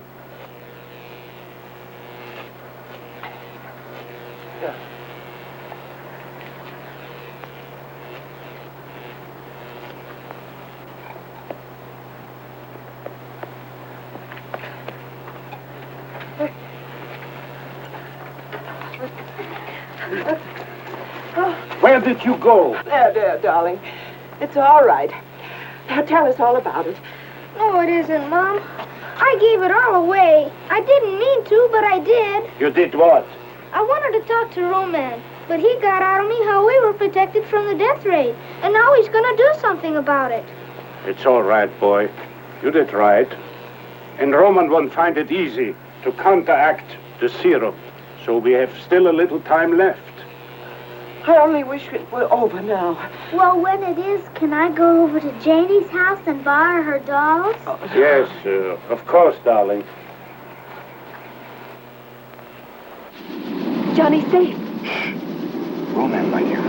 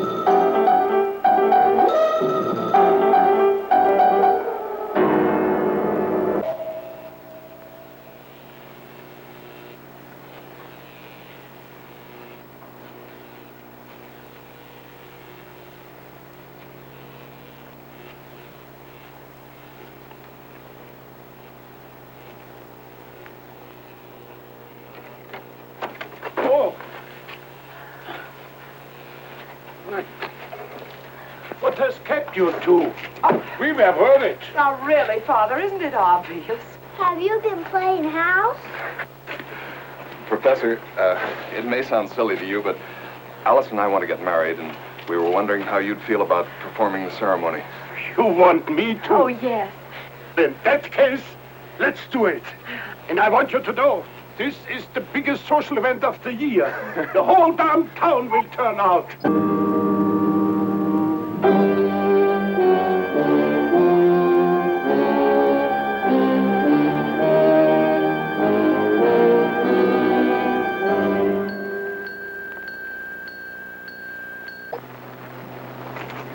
All right. Places.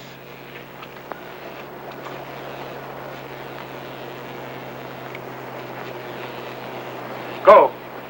Dum, dum, dum, dum,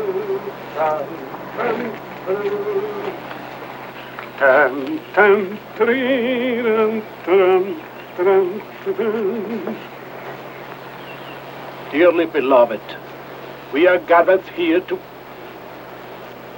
Dear Lord, you know that I am not trained for this job. You can say that again. But I have tried to live by your laws. The Ten Commandments, the Beatitudes, the Golden Rule. I would like you to look down on Alice and Roy and give you a blessing. Even in this darkest hour, we have kept the faith. In your grand design, there may be no room for man's triumph over this particular evil that has beset us.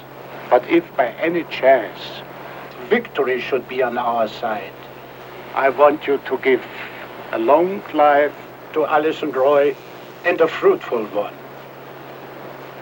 But no matter how it ends, Lord, watch over them this night. Watch over us all. Amen. And now I pronounce you man and wife. Roy, do you have the ring? What? I didn't think about that. Oh, brother, are you going to have to pick up after him? I wanted you to have it someday anyhow, dear. With this ring, I thee wed. And the only thing to seal it now is a kiss.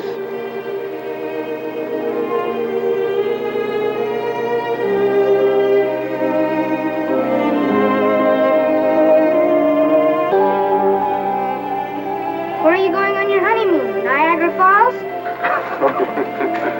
Well, to tell the truth, we hadn't thought about that.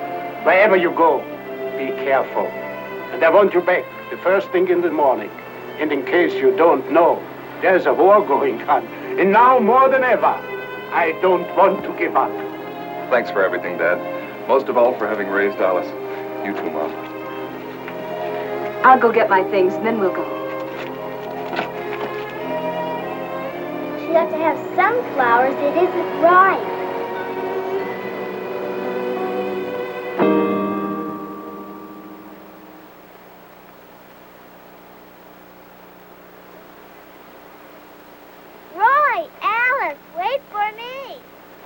What are you doing here?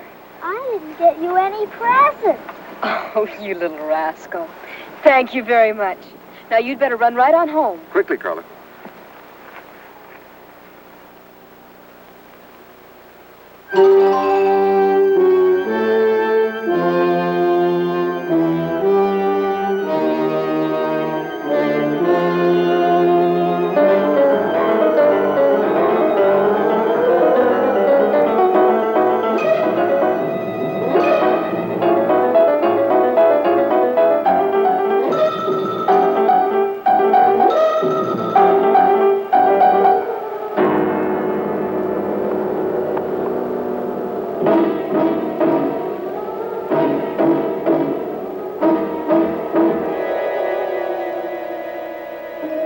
What are you doing here alone, girl child?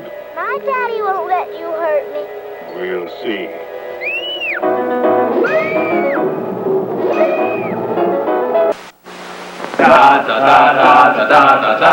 Well, here they are again, the comedy comedy team of Creep and Ding Dong, Svengoolie, and Durward. Say, Svengoolie, just what are you doing? What does it look like I'm doing, dummy? I'm reading the phone book. The phone book? That can't have much of a plot. Well, maybe not, but it's got a terrific cast. Okay, all right, listen. Speaking of casts, yes, did you notice it going, one of the guys in our crack Svengoolie crew? You mean our director, Ray Barnyard? Right on. He's been walking around with a rabbit's foot. Oh, really? Yeah, but the other foot's normal. Say, I don't know if you know this, Durwood, but listen, Ray, our director, used to be a great musician before he was a director. Oh, really? Yes, he was an organist. An organist? Well, why did he give it up? Well, his monkey died. Monkey died. I thought you'd enjoy that one, I'll tell you. Well, it shows how wrong you can be. Anyway, not whole noggin. Speaking of dreams, I had a wild one last night. I dreamt that Raquel Welch came up to me and said, I'll give you 3 wishes. Yeah? So what were the other 2? Forget it. Let's do our big finale song and get back to tonight's movie. Oh, no, not that bummer again. Don't call that movie a bummer. Don't call that bummer a movie. Anyway, here we go. Okay, boys, hit it. Make me look like Svengoolie. Make him noisy and loud. Buy me a mustache and funny beard. I don't care if they all say I'm weird. A little late, sorry. Cause it's root for that sweatshirt. My name emblazoned so big. Then we'll buy a headband and jeans and a long wig. Yes, sir.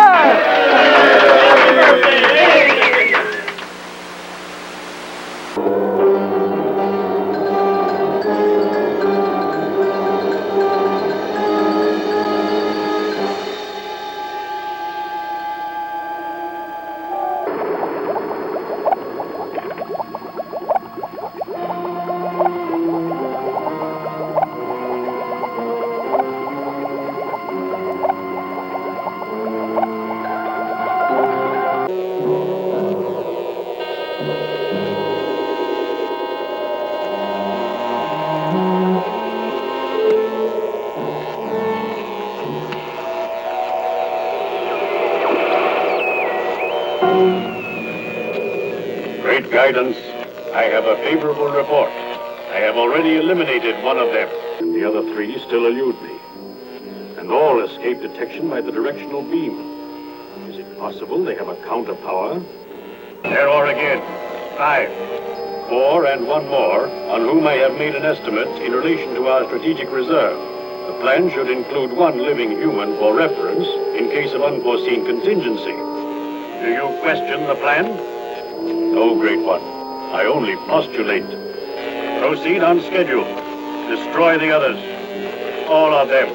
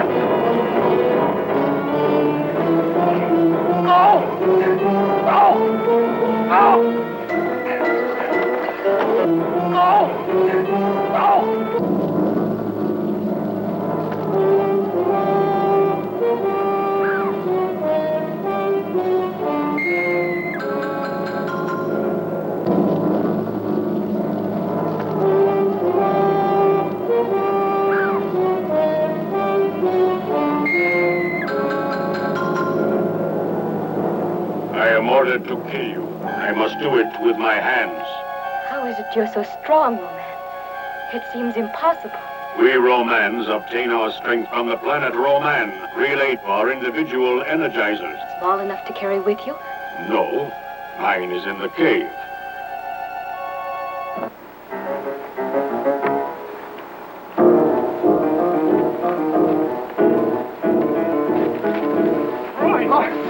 Where's Alice?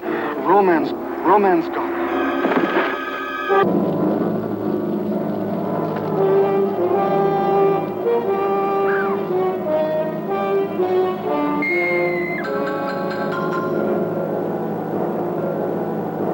Roy's dead.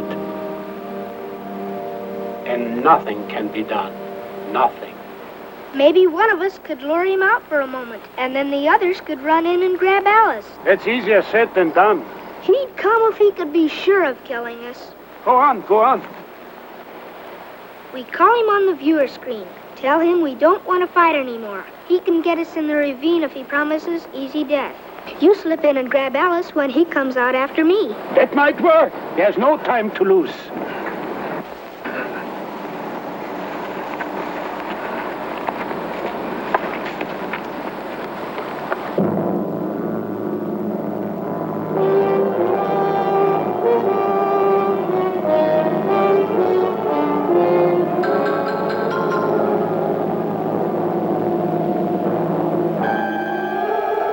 Suppose I were human.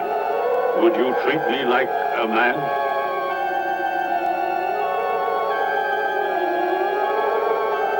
But, Roman, and you haven't told me yet where the Energizer is kept. Silence, girl.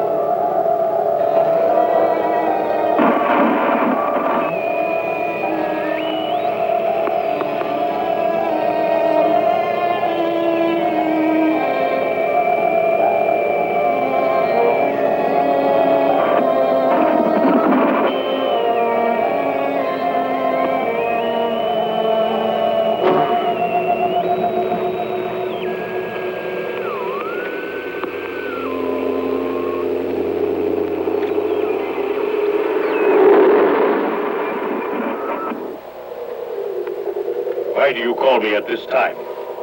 Roman, we can't stand it any longer. I have made my last offer. You promised us a painless death if we give ourselves up. Come and get us. You can wait. Call me again at another time. No! We will meet you halfway, in the ravine. All right.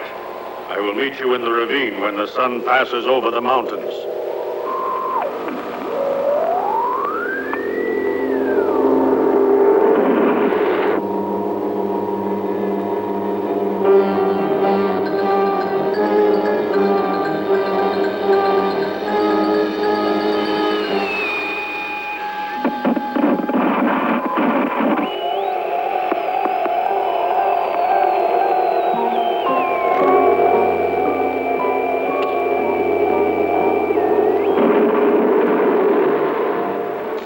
Attention! Attention! Extension XJ2. Attention! Attention! Extension XJ2. We hear you, great guidance. Earth Roman, you violate the law of plan.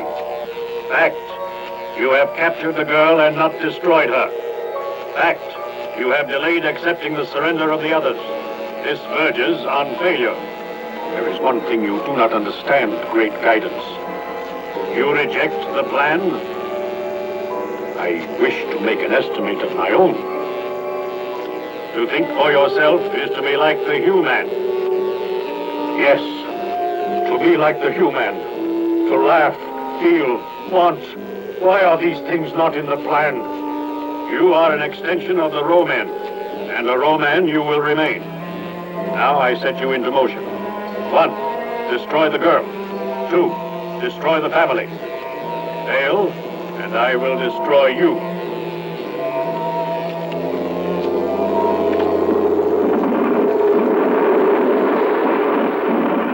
I cannot, yet I must. How do you calculate that? At what point on the graph do must and cannot meet? Yet I must what I cannot.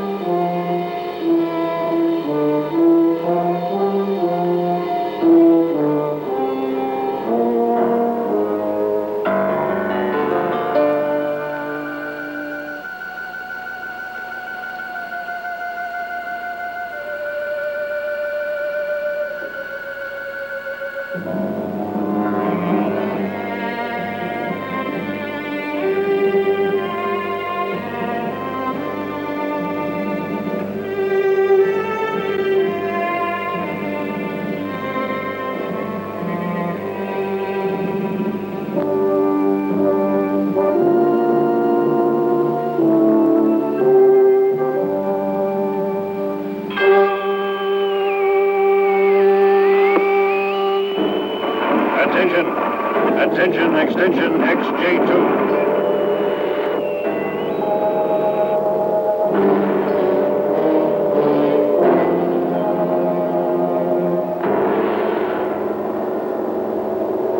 Speak, great guidance. Why have you not killed the girl? I must what I cannot.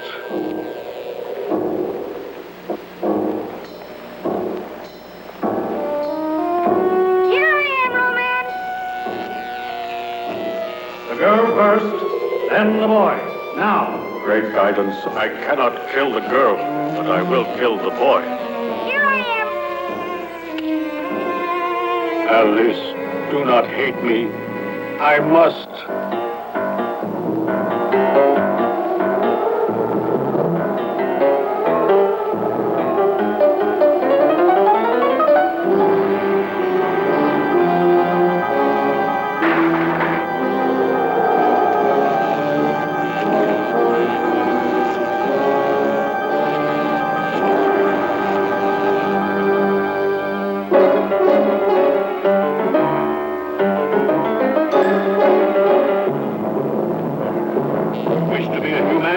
Good.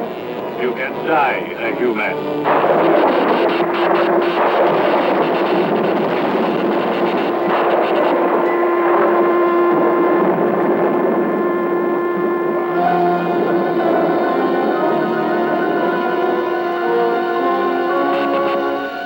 Human elements still roam planet Earth. I, the ruler of all romance, shall complete your task, Earth Romance. I shall release our cosmic tube rays, from which will spring prehistoric reptiles to devour whatever remains of life.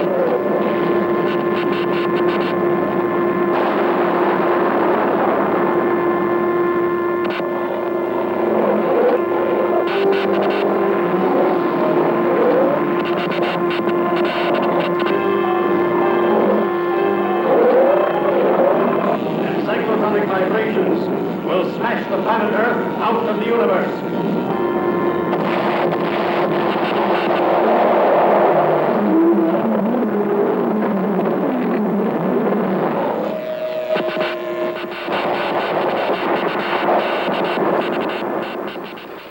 Get easy, son. You're all right. How is he? He's all right. We just want to make sure you get up with everything you fell down with. Hey, I found him. Oh, that's quite a bump there, boy. What happened? Huh? Darling, you all right? You gave your mother quite a scare. Yes. Here it was getting dark and no Johnny. You're alive? Yeah. Hurt too?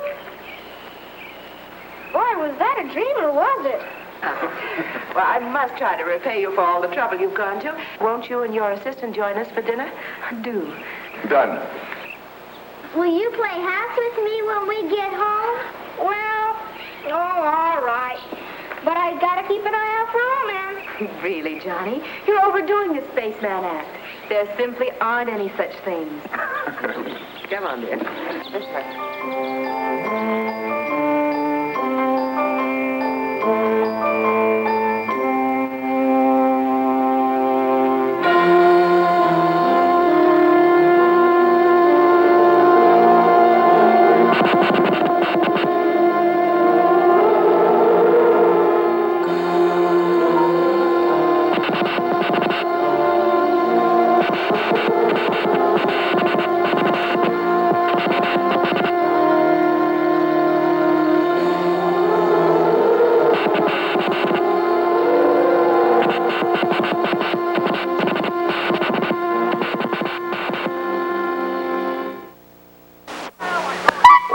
I know you'll be sorry to hear this, folks, but the show's over for tonight. I'm sorry.